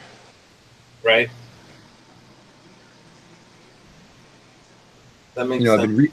I've been reading a lot into gut flora. I know I used to bug a lot of people about that. You know, do you know how gut flora works, Brian? I'm sorry? Gut flora. So basically, I could be wrong. Don't take it out of the horse's mouth, but my quarantine tank, for instance, I clean it to my best effort. I don't strip it down. I don't do anything like that unless I know there was a serious outbreak of, say, like calamaris or camellanus worms or something really icky, maybe labyrinth disease or neon disease or something. Then I'll break it down. I'll bleach it. I'll take the sponge filter out and I'll actually put it in its own bucket, aerate it for 2 weeks so there's no living fish in there to host a parasite or anything. I'll put that sponge back into the tank and I'll leave some of the poo in there Because what happens with gut flora, if you have healthy gut flora, if the fish nibbles on that or even eats it by mistake, that good gut flora that's been left over by the fish after 3-4 weeks of quarantine, they'll ingest that. And the goodness from that poo will actually stimulate that new fish to have goodness in its stomach also, if it had bad diseases from previous tanks that it was in. Right? I could be wrong, but I've been testing it out for the last month or so, and I haven't had any issues quarantining fish. I haven't lost any fish either. You know, when they say, okay, you're using a quarantine tank, you have to break it down, bleach it every time and whatever. Okay, cool. That's a good procedure to use. But unless you have really deadly diseases and bacteria diseases or whatever kind of deadly thing you picked up from a local fish store, you don't have to do that kind of stuff. It's just like what we were talking about, you know, keeping new fish with old fish. The old fish in the tank have good gut flora because they've been in the tank for an existing time. The new fish that you bring in probably don't have good gut flora, right? So eventually they will get the good gut flora from, like, we'll take plecos for instance. They poo, they have long intestinal tracts, so they have long stringier poos opposed to the guppy that have little shoots of poo, or sometimes they have long poos depending what you're feeding them. But, you know, having that in the tank, it's not only it's fertilizing plants, but it's actually passing on the good gut flora to your new existing fish. So always keep that in mind also when you're adding new fish to your tank, because if you don't have good fish to start with, then the new fish might actually die from munching down on a piece of their turds that is probably full of some kind of parasite or whatever's in it, right?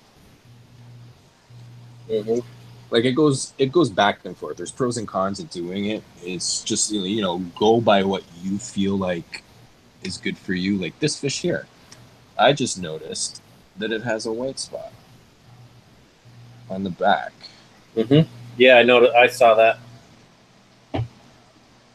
Right, so immediately I know, because I see fins bit from some of the fish. Well, from that fish there, something's been attacking it, and I can almost guarantee you it's the big female in here.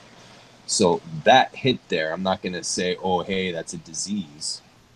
But then I see a little bit on the back of the tail, but it looks like little bite marks. So what I'm gonna do with this tank tomorrow, I'll do a 50% water change.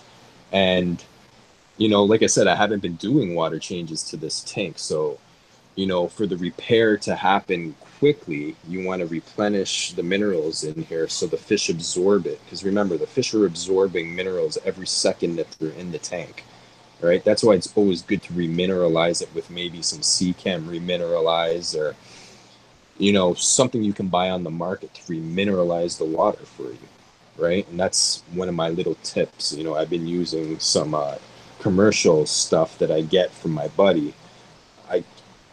I was told not to put it on live cam or anything because it's special, right? Yep. So I'm just, you know, I'm man of my word, so I'm not gonna advertise it on here or anything until he says, okay, you can do that, and go from there, right? But it's what I've been doing with these tanks here. I've been remineralizing when I do the top offs. So you know, just don't think that, you know, you by doing a little bit of a top off is going to remineralize the water in here, right? It's not going to. There's only so many minerals and calciums and phosphates in your water, whatever is in your water. I don't know. Maybe go take some of your water and get it tested. I don't know. You know, most fish stores have those JBL test kits.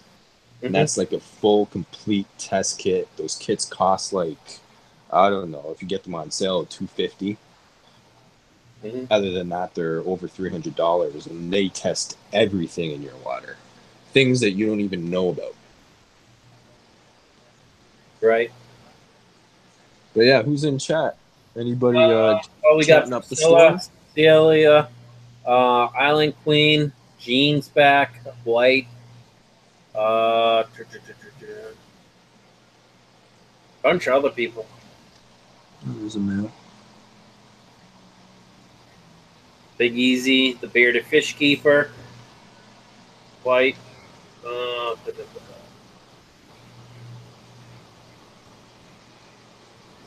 Smiling Queen. A lot of people. Anybody have any questions for Brad, guys, since he's been away for so long? You know what I've done, Jason?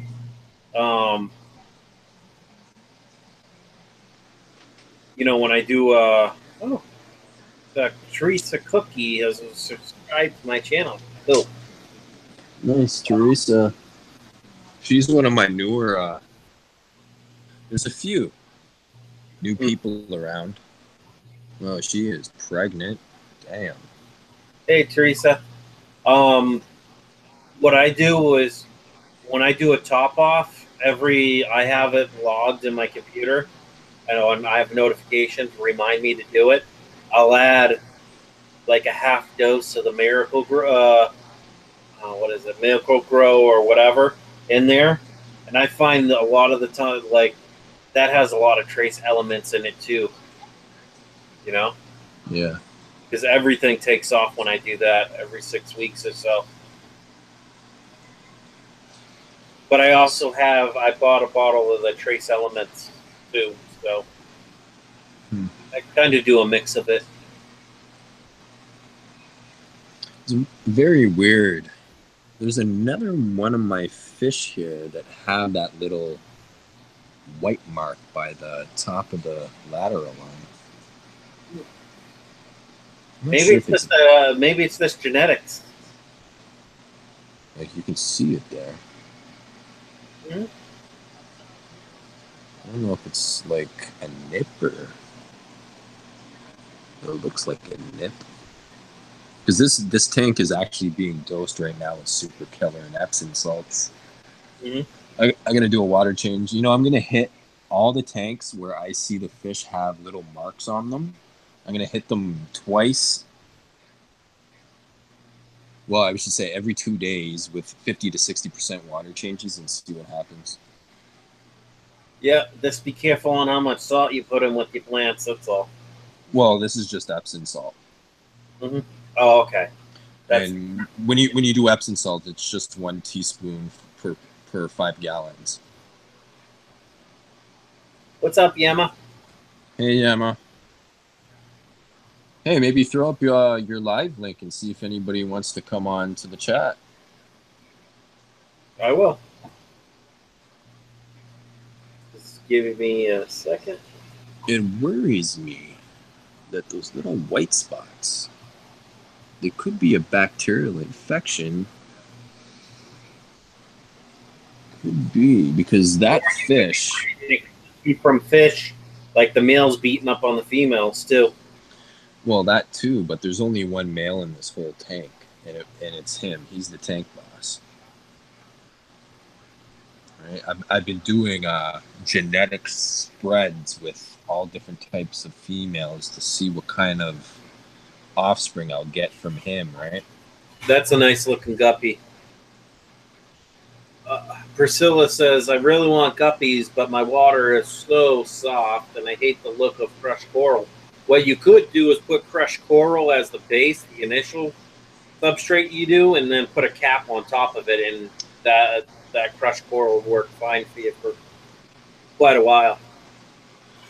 Yeah, and like you could even get a canister filter and fill that with crushed coral. Oh yeah, if you don't like the look of the crushed coral, put it somewhere else. You can put it put it at the base of a hang-on back filter. You know, there's something. Surprised there's no babies in this one yet. All my F2s are in here. I haven't seen any babies. It's funny because when I put my F2, I raised the female that's in this one.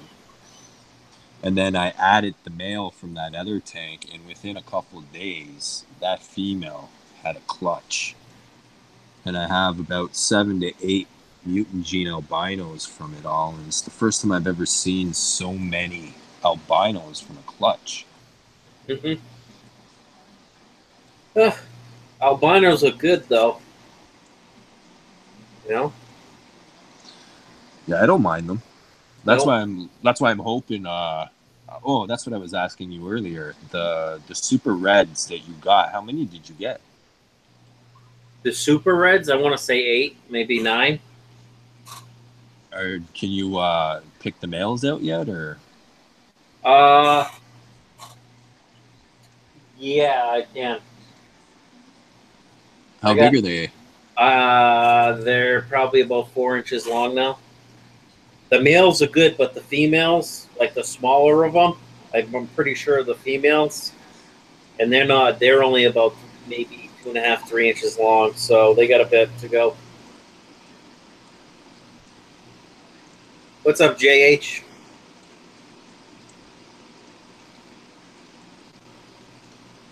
I don't know what that is. But I have to add like 1.5 pounds of crushed coral.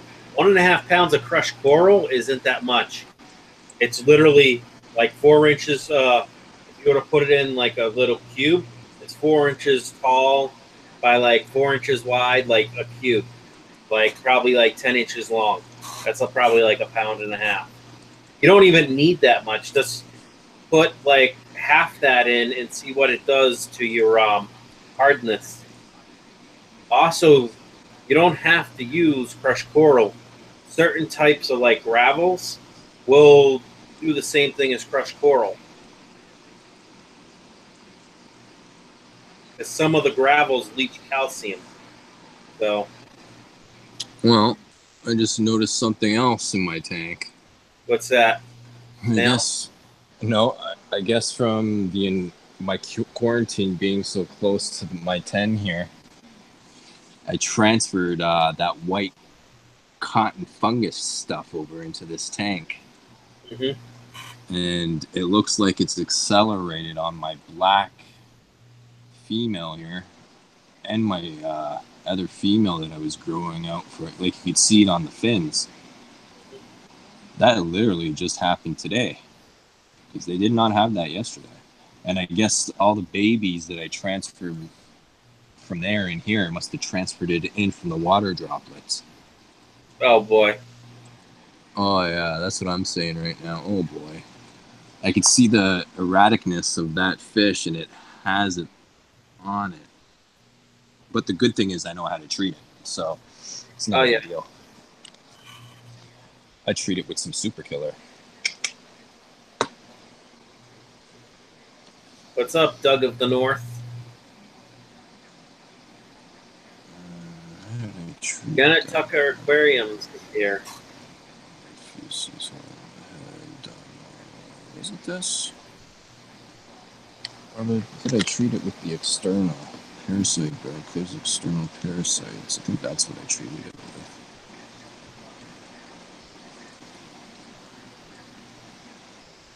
So what I'm actually going to do right now, I should have did a water change on this today. I missed my water change on this today. But, you know what? Let me add some in right now. Screw it. I ain't waiting. I hear you. No point to. I've spent about 3 months growing these fish out, and I ain't losing these fish. These fish are only in-house bred here, and I don't want to lose all the progress I've had, so I'm going to get my digital scale out. What does this say? 5 grams to 5, so 10 grams.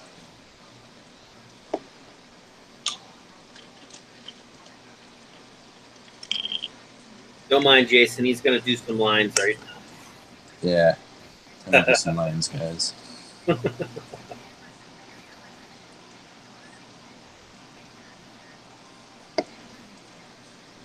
I'm great, Doug. Great. 9.5. screw 10 grams. I'll do 9.5. I'll do a lower dosage just because these fish are smaller, and I'm going to do a water change tomorrow too, so I don't actually, you know what? Let me do half a dose right now.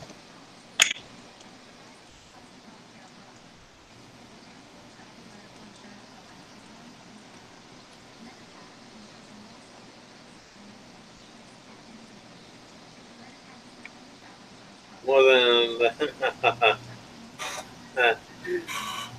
It's funny when you have the camera on the fish tank, you see things that sometimes you just don't see with your eye. No. 5.1, whatever. I'm messing with that. So basically what I do, I don't add it, I never add it directly. I add it into a cup. Take a turkey baster. I cleaned this turkey baster before I actually used it earlier from that Q tank, so. You know you didn't.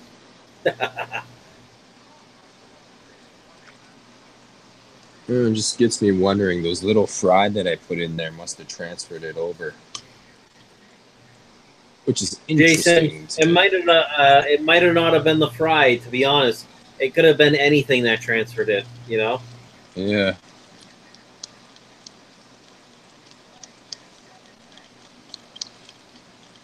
Emma says, okay, time for lots of coffee, not really awake yet. 7:27 a.m. a.m. Too early for me. Be right back. KG Ciclet says, oh, what are you making?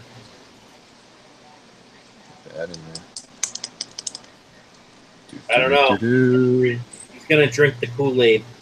Let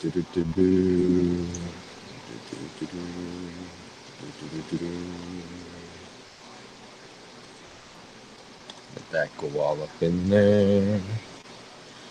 Get some more water out of there. Spray it down. We gotta be very careful in this area now.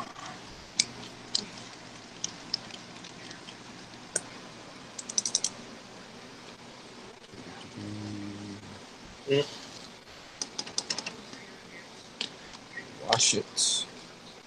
Wash it. Nah, let's let it dry and then use it on another tank, right? Gene saying nothing can destroy me. Nothing will destroy my fish. I haven't lost any fish since, what, 10 minutes ago? Oh, should I do it? Should I just destroy Gene right now and put him in a timeout? That would be very jerkish, but fun. Give me a minute. I'm going to go wash this stuff up. KG Ciclas, is that Peck Tech brand of Aquarium Place Punch?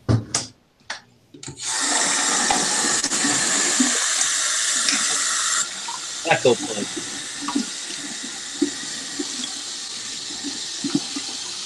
Doug of the North says, I don't need stuff book. I need to Casey's like, don't put Dean Michael in timeout. DPK Fish Aquarium, what kind of spot it has? A white spot. Some type of fungus. Something. It's I think it's white cotton growth. That's my best guess at it. I've seen a lot of stuff, but I think that's gonna fall under white cotton growth.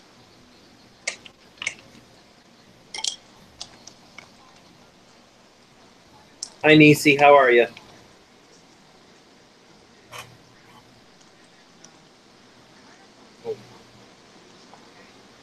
So we'll see what happens there.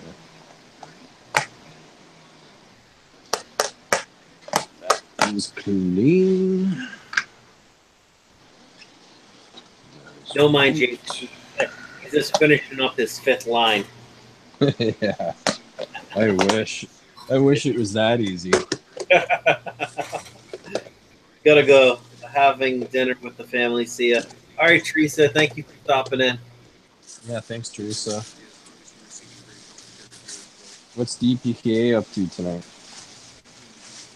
Shipping packages over to Puerto Rico. I'm sorry. What was that? I said, what's DPKA up tonight? Shipping packages over to Puerto Rico. I don't know.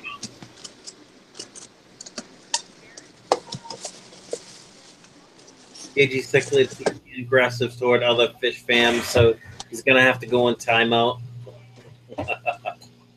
That's funny. Test the pH from the tap. If it's high, could come out of the tap too.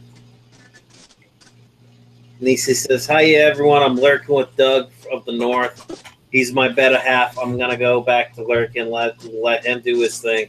Also, Doug, sub to the bearded fish keeper. Need to make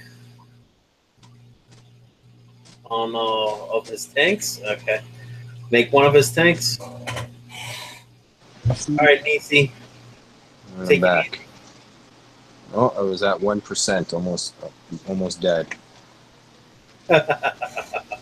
Almost dead again. Be careful, Jason. If you drop again, I'm out of here. I'm going to bed. Well, it's 1:30. My phone might actually shut off at 1%. Yeah.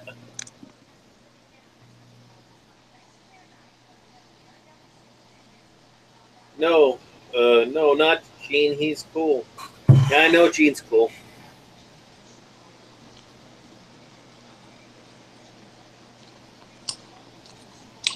Reese's Pieces, anybody?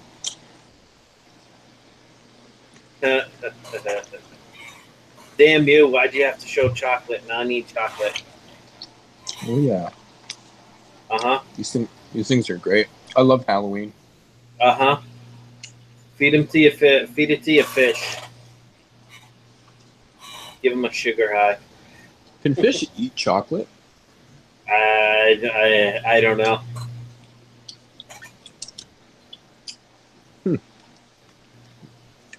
Never considered even giving them chocolate. I wonder if they can eat chocolate.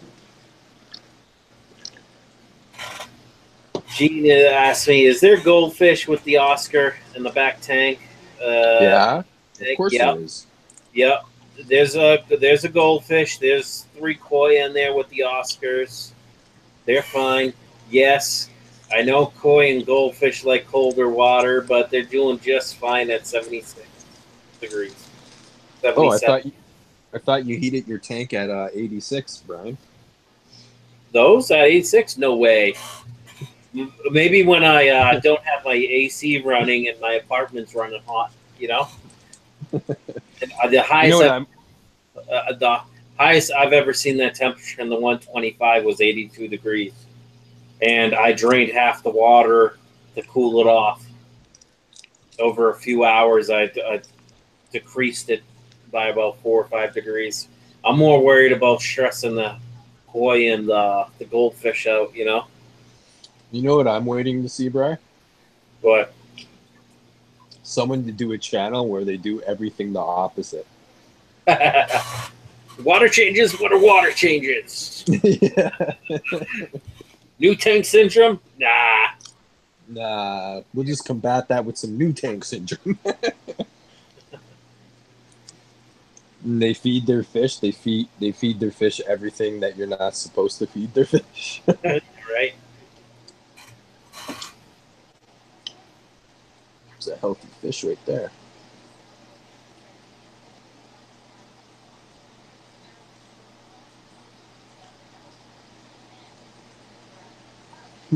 I had albinos in this tank, but haven't seen any lately. It's kind of funny. I got like 3 albino chocolate plecos right now. They're small little guys too. Can't quite sex them yet. Too small. Yeah, you can usually sex them when they're like, I don't know, 4 to 5 months. Mm. Like the main thing I always look for is that just a little bristle coming out. What's that? As soon as I seen a little bristle come out of that nose, I'll try to separate them. Oh, there's a Becco. That's like, Mama. To swim right up to the camera, was like, hey, what's up? There's Mama. There's one of her sons right there, chasing him. All right, Doug of the North, take it easy. You and Nisi have a good night. Yeah. Jam on, Nisi. Hi, Molly. Molly's looking at me with these eyes like, are we going to bed yet? Yeah, we should probably go to bed. What time are you working tomorrow? I don't have to be to work till 2 p.m. So I got some time. No, we keep fluctuating. I think our high tonight has been 17 viewers at once. So surprising. Yeah, when I was offline there, I was sharing it to a bunch of groups. Yep, I shared it to quite a few groups too. And I shared it to all my subs, or the people that I'm subbed to. So, and not many people stream this late at night on YouTube, especially for the fish fam. So, well, another thing is, if you go share your live stream over on the Facebook group where Nisi, people usually check in on that for daily streams. Yeah, the group, the live streams, yeah. Yeah, the live stream group. I don't think I even shared in that group because I don't know what it's called. Is it called the live stream group? I'll have to look.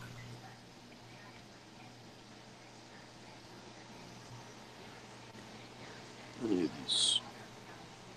Oh, looks like my diamond's colored up. These fish are always waiting for food. Get out of here. I fed you guys.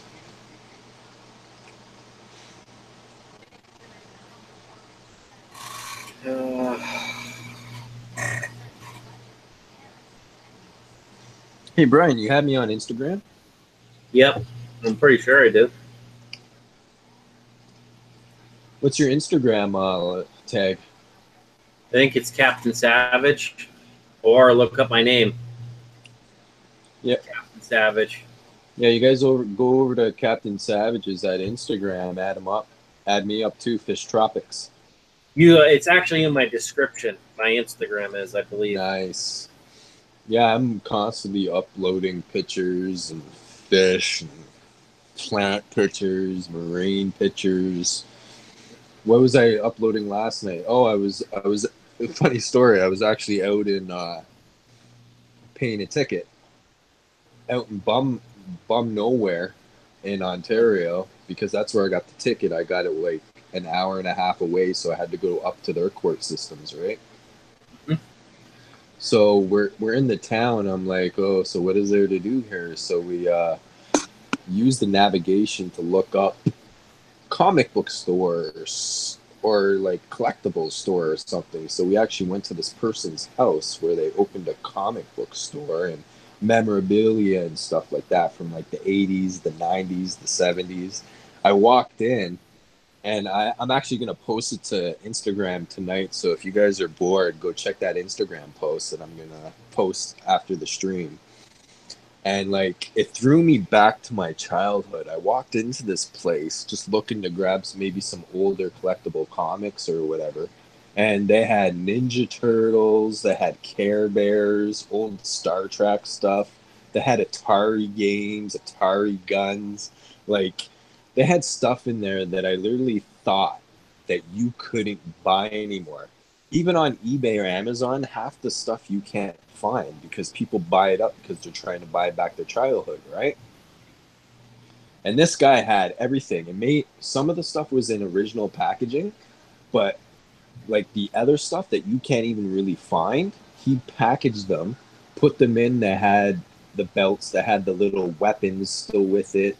Man, they had, what was it? They had He-Man, Masters of the Universe toys there. Voltron toys. Old Star Wars collectible toys in box, like Princess Leia, Han Solo, Darth Vader. There's Shredder, for God's sake, like the original Shredder figure. I'm just like, whoa. And he only wanted $10 a piece for these things. Like, I'm just like, holy crap, man. He had old G.I. Joes in there. You remember the G.I. Joes with the rubber where you could twist their bodies? Yep. He had those. They Wow. weren't mint in box, but they were pre-packaged. And, like, he had Snake Eyes. He had, like, all the Commandos. Like, That's he even awesome. had... Well, he had the vehicles, too. I'm looking around, and, like, I must have spent 2 or 3 hours just looking at everything, because he even had it to the point where he had the old remember when Ninja Turtles came out in the movies? Yep. And when you went to the movie theater, they had those stickers in the packages. I don't know if you remember it, but if you've seen it, you'd be like, holy, I remember these. And it's like, you didn't open these? And he had it from the first movie, from the second movie too. And I'm just like, I'm standing there like, should I buy these? He only wanted $1 a pack. I'm just like, I should have just bought them for the hell of it. Like, there's just so much in that store, like old posters, buttons you'll probably never find anywhere. Like police buttons, Navy buttons, Army buttons. Like buttons that you might even see, Brian, you'd be like, how the hell did you get this button? You know what I mean? Yeah. Because like when you serve, don't you get those buttons only when you serve? Oh yeah. The coins too. Yep. Yeah, he had the coins too. And I'm just like, the coins are way harder to get. The buttons are easier because you can just get them at a surplus store in some cases, but it's the coins, like the challenge coins. If you go to a veteran bar and someone comes up with a coin that you don't have and you can prove you have it, you got to buy them a drink, you know? Huh. Interesting. Yeah. No, it was just dumbfounding to me because it was like, there was like Toronto Police Service buttons and stuff, like older ones from like the 90s and 80s. I'm just like, and I even asked her, I'm like, was your dad a cop? She's like, no. I'm like, well, how the heck did he get these things? Like, he must have knew cops to get those, because I don't even think you can't buy those at a surplus, because then you're imitating an officer. Right. You know, and what's funny, on the news, what was it, a week ago? I think it was in the States. There was 2 men going around in complete uniforms imitating officers. That's not good. I think it was New York or Boston or somewhere. But they were going around like searching people, taking people's stuff and everything. I'm just like, what the hell? And that's what I say to everybody now. If you don't feel like they're a cop, and even if they're a cop and they show up at your door, or it doesn't matter who it is, if they're from the church or whatever, you don't feel comfortable, don't open your door. Right. You know, especially if it's a police officer, you don't feel comfortable, close the door, tell the officer you're going to call the precinct that they're from to confirm that it's them. Oh yeah. Do right? yourself a favor. Well, nowadays, you have to make sure you keep yourself safe, because there's some real deranged people out there.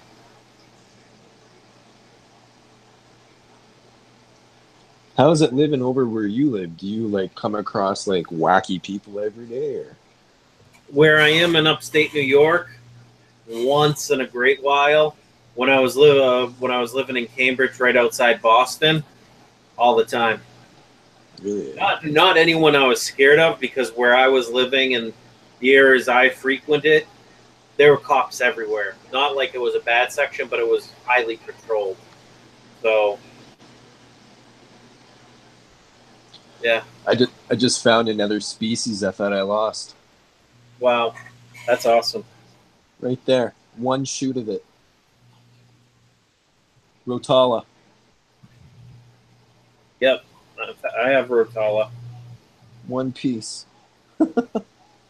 You know, I made the vital mistake of pinching the tops off while I was planting it.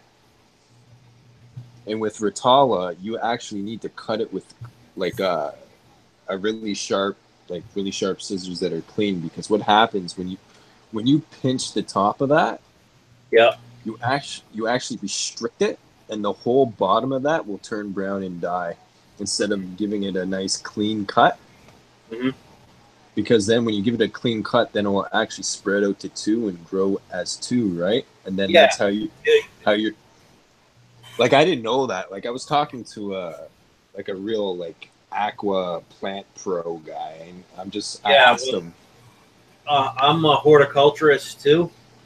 You know, deal with plants. I don't know everything about it, but if you cut back and you can feel the side of the stem where it feels different, almost like it bumps out, those are the lateral buds. You cut just above that, and it's going to make the plant want to grow those 2 side leaves out. You know?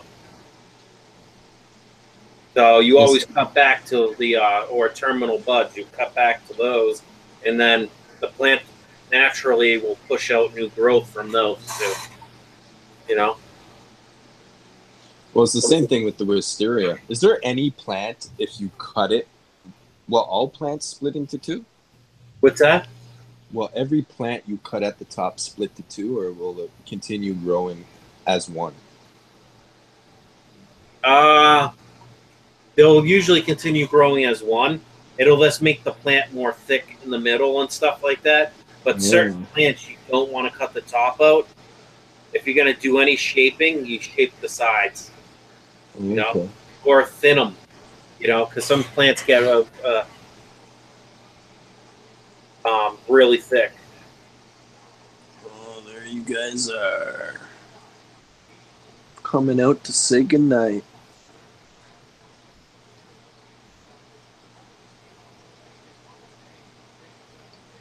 That's the female. Awesome. Nice looking female. They say you could tell the female from the female has more of a slanted face. Yeah. And then the male has more of a rounded face.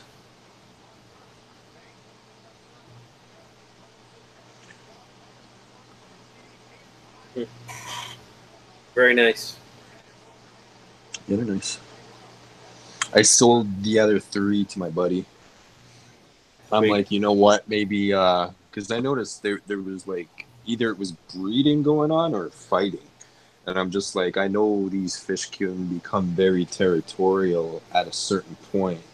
So I'm just like, okay, I'll give you these 3 fish. I gave it to him for half price. I'm like, you get any babies out of it, throw me a couple babies and we'll call it even. Exactly. Right? I gave it to him for so cheap because these fish up in Canada, depending on the size, where they're from, the common number of the fish, I think these ones are, I'm pretty sure they're the A2s. They're the common. But even up here, the common go for, we'll say full size, close to $60. Mm-hmm. Right? Right. Even at the wholesaler, I think the wholesaler sells them for $35, and that's at like 1.5 inches. Mm-hmm. Well, Priscila says, no, not at all. If you cut a stem plant, you can clone it. Depending on the stem plant it is, you can get a clone from it.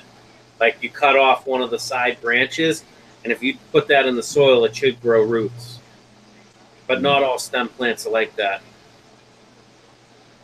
If you want a plant to get beefier or more bushy in the middle, like she says, you top it. Like a sword, you can't clone because you have to wait for a runner. Yeah, the runner's called a rhizome. So it shoots out runners through the rhizome. I pinch my stem plants off. Yeah. I do too every so often, KG. No, I won't pinch anything anymore. Like I said, I got 1 Rotala left, and I didn't even know I had that. So I'm gonna take that out and see if I can grow a bunch of bushels just from that 1 stock. Honestly, Jason, if it's right there, it's good. Give it another couple weeks and invert the hell out of the tank and see if you can't get it to grow bigger. You know? Yeah. Because if you move it, you might destroy it. Yeah, I was thinking that, but I'm trying to see if it's... Otherwise, cut part of the stem and then replant it. You know what I mean? The KG Cichlid says, I pinch a loaf every day. Smart ass. Hey, what about what is it called again, Brian? Kumbunga? Yeah, the Kabamba. Yeah, how do you clone that stuff? Clone that stuff, you clip it, right? Just like you clip a stem plant, you clip it above the, like, what height you want, and then you'll just strip some off the bottom and plant that, and it'll grow roots out of it. Oh, okay. Or you could just let it float, and it'll grow the roots, and then you can plant it. Yeah, I like to float them.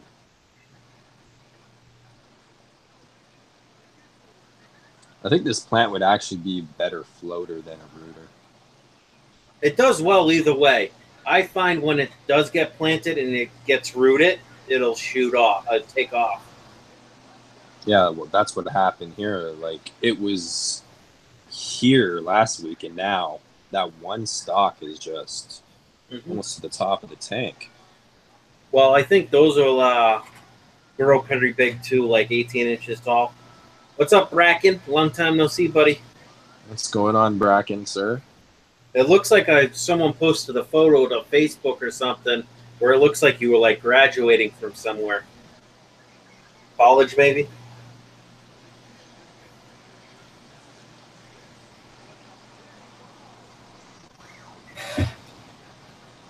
Honestly, I'm proud. Where did Brackon graduate from? DeVry? I'm not sure. Priscila says Kabamba. Make sure there is roots when you cut it. They're a little tricky.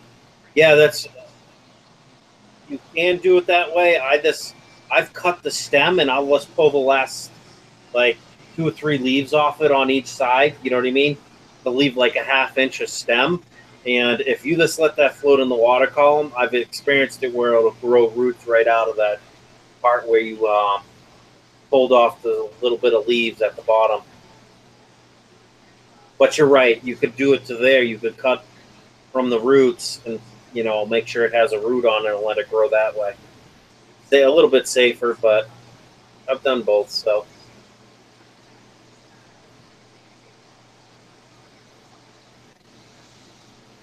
And there goes Molly. She's going to bed.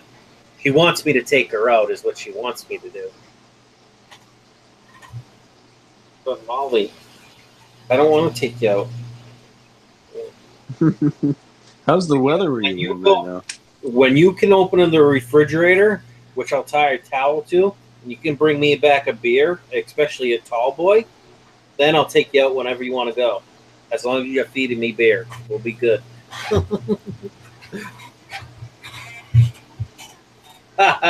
KG says, sometimes you'll get floaters after you pinch one off. Laugh out loud.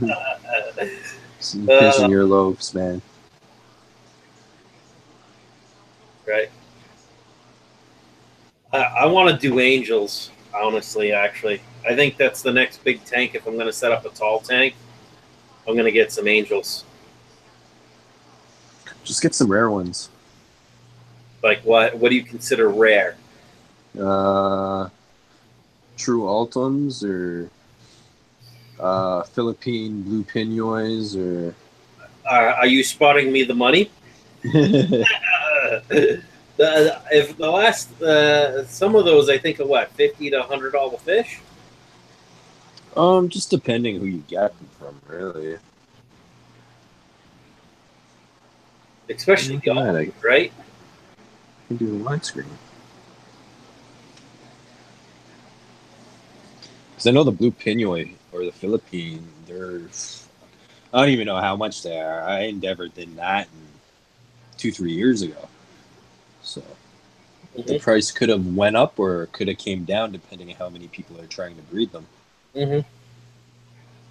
Like I went with the Platinum Longfin and the Marble. See, the Marble and the Platinums I can get all day long. That's not a problem. But you see this one, common. You know what I mean? You can't really see this fish the way I'm seeing it right now. This fish actually has blue running through it. Oh, really? That's cool. Like, you see where those lines are? Mm-hmm. Like, I don't know if you can really see it. There's lines. I can see the lines. If you stop moving your finger in the way, I can see the lines. Yeah, because like even up on here, up on her dorsal, she has like a fade of blue running through it.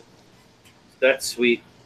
So with this fish and this fish having like the orange and like the silverish red, like with the fins that this one has and the long fin that this one has, like it's, I hope I get like a mutant out of them, and like the rest that come out, I hope there's at least one or two that are just different than all the rest of the offspring.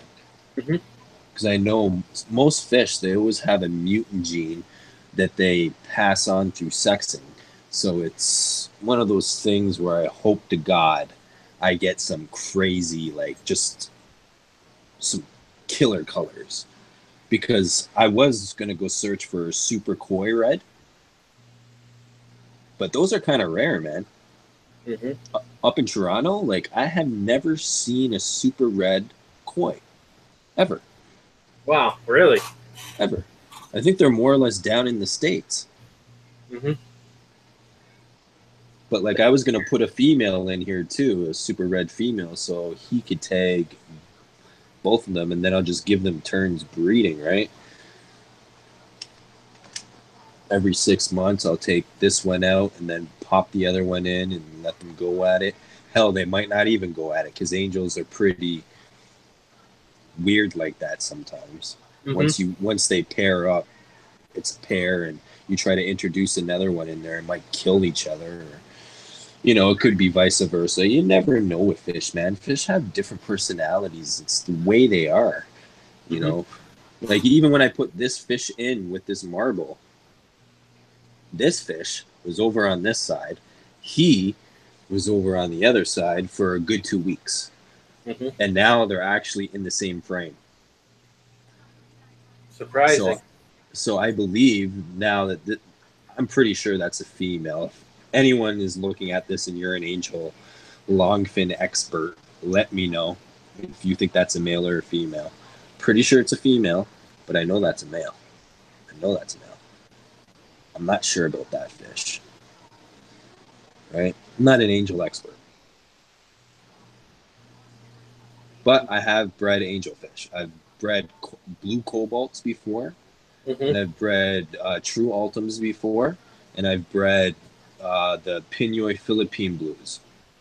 Oh, excuse me. Oh, man. And then I fell out of it, and then I got back into, well, what happened is when I got this fish, I had a group of 5 of them from the wholesaler. And 4 of them didn't make it out of quarantine. This is the only one I've had this fish since it was like that big. Quarter size? Yeah. Smaller. Smaller? It was like dime size. And now he's just huge. Right? I didn't want to get rid of him because, like I say to most people, when I get a fish and I raise him from that small, he's family. He doesn't leave my house. And I'm going to get a tank or make space for that fish. Right? This fish, on the other hand, not really family. Someone else raised it. You know, I'm not really too connected to it. This fish, I'm connected to him. He knows me very well. When I enter the room, he greets me. He'll actually, when I'm in my bed sitting here, sitting up, he'll come to the side and signal me. It's very weird. He'll be like, feed me. Get up, butt. Not necessarily that, because I used to have this on the side here, and what he was doing, he was coming over, biting it, trying to get it away, right? So he could see me. Yeah. It's just like fish. Some fish just have the most amazing personality, and it's great to see. And like if you've ever kept discus are one of those fish. They're like dogs, right? Once they know you, they're coming up, they're greeting you, they're gonna flash their colors off for you. You know, it's the same thing with. I don't know if you ever kept. What are they called? thread fin rainbow fish? Rainbows? No, no. But these are the micro rainbows. They're thread fin, right? Or feather fin, or whatever they're called. I'm pretty sure they're thread fin rainbow fish. But these fish, when they mate, they actually throw their fins off, and they look like peacocks, right? I actually had some in here, but when I had that whole calamanus thing go down, yep, a year ago, it was funny because me and Michael's fish room had it happen at the same time, and we both got the levamisol from Greg Sage at Select Aquatics. You know, thank God for Greg at the time, because me and Mike, we couldn't find anything anywhere. So, you know, we got it shipped off. I lost 60 to 70% of my livestock out of this tank of my purples.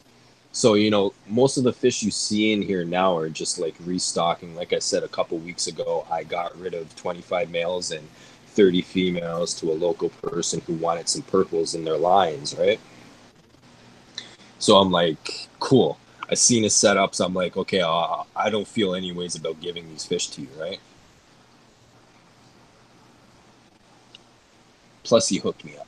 So, yeah, you know, in the future, I'm going to be getting some pretty rare fish from this person.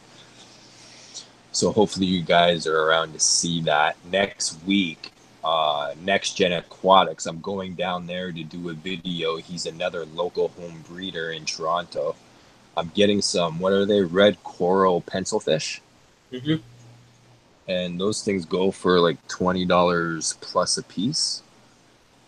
So I'll be getting 2 pairs of them to breed out. Like, when you guys are off the stream, or even if you're on the stream right now, go check those out on Google. They're really rare fish. And the colors on them are freaking amazing, man. I love pencil fish. Have you ever seen pencil fish before, Brian? Yeah. Yeah, they're pretty cool looking. Like, even the regular pencil fish, like, I had one shipped over at Magical Aquarium store with a bunch of neon tetras. And, like, I swear by this fish, it outlived everything in that tank, because for some reason, wherever those neons came from, they were just deathly, man. Mm-hmm. It outlived all those, and I swear that fish was feeding off wood. Yep. Well, I think the pencil fish like the wood, and they like it, and they're pretty hardy fish from what I can tell. And like the way they move too, it's not like a regular fish. Hey, stop drinking that water, jerk. I have the 5-gallon buckets with that I'm growing my snails out, and she likes to hit the water up in those 5-gallon buckets every so often. Oh, that's not good. Well, I don't treat with chemicals in the buckets, so. Can snail eggs hatch in a dog's stomach? Not that I know of. The acid in a dog's stomach's like the acid in our stomach. Right. Priscila says you can tell about the angels at the bottom thing. If it's triangle, it's a male. If it's more oval squared, it's a female. I assume the dorsal fin, the bottom fin, or whatever. So what is that, Priscila?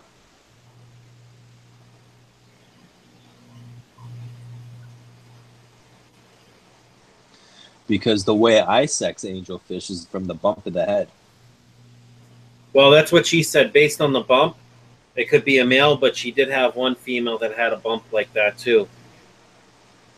Like, when I picked this fish, I just pretty much, I matched it, because like it was so hard. Let me tell you, man, they all look the freaking same. This was the only one I thought was a female. There was probably 2 of them in the tank that looked like females, so I picked the best one out. So I'm hoping this is a female. Mm-hmm. Like, you can still see this fish has only been in here for maybe 3-4 weeks. I'm still conditioning it, because when I got it, it was in a raggedy state, man. I'm just like, oh, I gotta save this fish, because I could see the beauty of it. Mm-hmm. And like, look, they're gonna go at it for you guys. It's just a beast. This fish is freaking huge.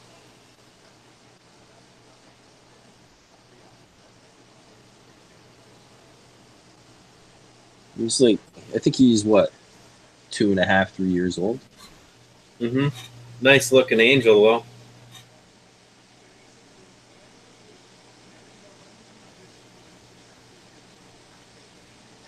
Like, what do you want me to do? Now, where's my treat? Where's my treats? Where's my treats, Bri? Mm-hmm. I wonder how many diamonds this fish has eaten tonight. I love these fish. If you ever see blackline rasboros, Brian, grab a group of them, throw them in with the Oscar.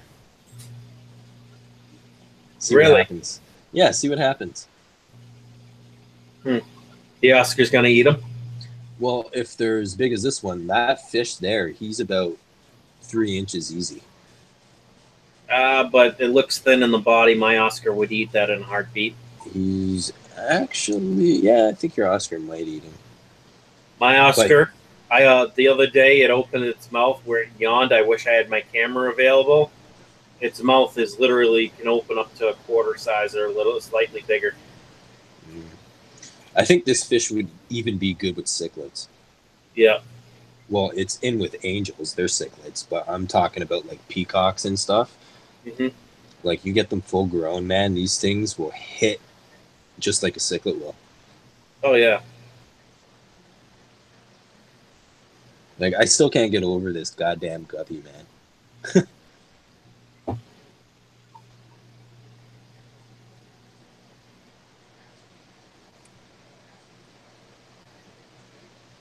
Crazy guppy. I think next week I'm going to section off these white clouds I have. Like you could see the male there. He's flashing the females right now. I'm going to try to get some eggs out of them and get some eggs and hatch them out. That'd be awesome. Get a couple white cloud offsprings going in here. Fill the tank up. Oh, look, the female actually looks like it has eggs in it. Nice. I love cameras, man. That female guppy that just passed by looked like it had a crooked back. Oh, yeah. This guppy is a monster. You kidding me? You think this guppy ain't scared of any fish? Why do you think there's one guppy in here? This fish attacks this fish. This fish is scared of that guppy. That guppy is a freaking beast. And like in my opinion, that guppy is the tank boss. I'm not even kidding you. If I put in it was so big with this that guppy. Well, if I put another guppy in this tank, that fish will destroy it. Yeah. And like you see how he picks on her? Yeah. You won't see this fish even attempt that with that guppy. That guppy will go full throttle back at him.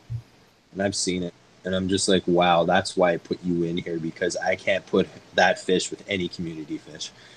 Like, for some reason, it has some kind of temperamental... Well, it's got a broken back, so... No, that fish has been like that since I got it. See, me personally, I would have culled that fish just because it looks like it's something genetic is wrong with it. No, it's freaking huge, man. This fish is huge. Yeah. It's the humpback of guppies. Just put it that way. And like, I actually, in the 10-gallon there that I was showing you guys earlier, that's where the offspring of my half blacks came from. So I moved her from the 10-gallon into here because she was either eating all the fry or beating up all the males, or like even the half black delta male that's in my quarantine tank, she beat the crap out of him. That's why you see all the fin loss. Right? And then you add on these little neon diamond tetras. I guess they were going at his fins too, right? Yeah, I had someone today tell me, oh, those are neons. I'm like, they weren't labeled neons. To me, they look like neons. Neons are more blue. Yeah, no, the top, like they are blue, looks like neons. Because, like, you can distinguish the cardinals from them. Like, those, you can see the cardinals. Like, the cardinals stand out. These are diamond tetras. Right? What I'll do is I'll go get a group of 10 neon tetras. And I'll I know throw the them in here neon too. tetras have like the blue stripe all the way down their backs. So Yeah. That's what I'll do, just so you know. I could show people the difference between the diamond, the cardinal, and the neons. Because those cardinals, man, you can tell cardinals. When I see a cardinal, I can just tell. Molly wants to go out. Molly, if I could put you on with the 125, would you go swimming in there? Too bad you'd probably displace about 50 gallons of water. All of my floor. I just want these gold nuggets to give me some fry, man. Move things around. Maybe there is fry in there. They might just be hiding out. Well, that's my whole thing. I don't want to move anything. Well, crush, crush, crush. No, the fry will get out of the way. I wouldn't necessarily say that. I've crushed a few fry in my lifetime. Especially, like, you see this piece of wood here? Yeah. That's a big freaking piece of wood. If I move that, I don't know, man. I don't even know where they're sitting in that. Like those bigger plecos could have gnawed out like little holes in there. Yeah, but I don't know what's running under there. When I got that piece, I treated it and then I just threw it in. I didn't even really look at it, because if I really looked at it, I would have actually drilled holes in it to put some ferns in it and stuff, where like there is holes, but they're not like good enough holes to put stuff in. Like even the hole that's in the middle there, it's so wide and gaping. I was going to take some of this gravel here. Yeah. And just like sprinkle it over top so it will pack it down in the hole there so they won't pull that out. I put these fake plants in there just to put some more sectioning into the tank, because like I said, this guy loves eating this stuff. I just never seen an angelfish go so hard for hydrocompacta in my life. Like, he won't touch this, but he'll go after that. And he goes after jungle now. Wow. Yeah, it's a snack to him. Well, hey, I don't mind, because, you know, it's plant matter, and it's actually good for their stomachs. Oh, yeah, it's fiber. Yeah. That's what I say to everybody. I'm like, you should have at least one plant that's edible for your fish in your fish tank. And it should be a plant that you really don't give a crap about, and it's, you know, whatever. Like even wisteria. Wisteria is a great plant that spreads like a wildfire, you know? Like... Molly Dolly. Yep, I'm listening to you. It's all good. It's your live stream, Bri. I'm just here for the ride. Oh, yeah. Well, I think I'm going to call it quits here shortly, because I'm fading fast. Yeah, we should probably call it quits, because I'm hungry. Huh? I got to go eat something, man. I've been on, like, in and out of the gym every day, and I'm starving, man. Yeah, I would say I'd send you some chicken bacon ranch pizza, but I don't think it'd be any good by the time it got to you. Oh, thank you, Molly. I appreciate you knocking all the screwdrivers and flathead screwdrivers on the floor. Shut that down.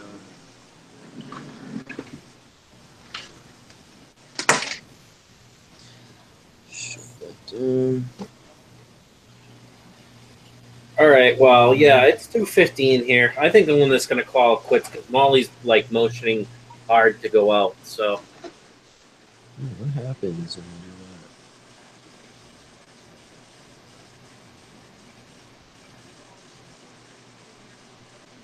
you do that? Oh, look at that. I have the same background on that tank. Oh, you do? Yeah. Someone gave that to me for free. Mm-hmm. I don't even know who it was. Look at that.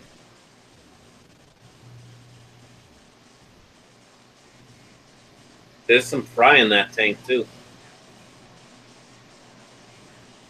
Yeah, guys, I'm calling it quits for the stream.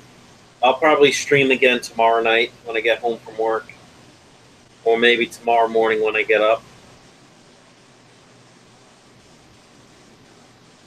That's a good way to look at fish. Well, thank you everyone for watching. I appreciate you stopping in. Thanks, Jason, Fish Tropic, for stopping in. It was awesome. We'll have to do it again. Yeah, for sure. Hopefully we can get some original mod squads up in the live stream. Yeah, right? Uh-oh. I wonder if there's deer outside. Molly keeps running back and forth to the window. A bear? Deer. Oh, deer? Yeah, deer bed down in the back, out here in the back, because my landlord throws a bunch of seed and stuff out there. Oh, hey, Happy Fish Guy. What's up, Timothy Michael? I'm sorry, Timothy. I'm this tired. I haven't done a long stream for a while, so yeah. And I really don't want to pop another have another Monster Energy drink because I don't want to really be up till 5 o'clock in the morning. Yeah, Captain Savage just finished doing a couple of lines a couple hours ago. You right? All right, everyone. Thanks again for watching. Thanks again, Jason. I'll contact you tomorrow with my questions, a couple of questions. Cool. Yeah, Brackon, tomorrow night will be a bear night. So it'll definitely be a time. All right, everyone. Have a good night. Bye-bye. Bye-bye.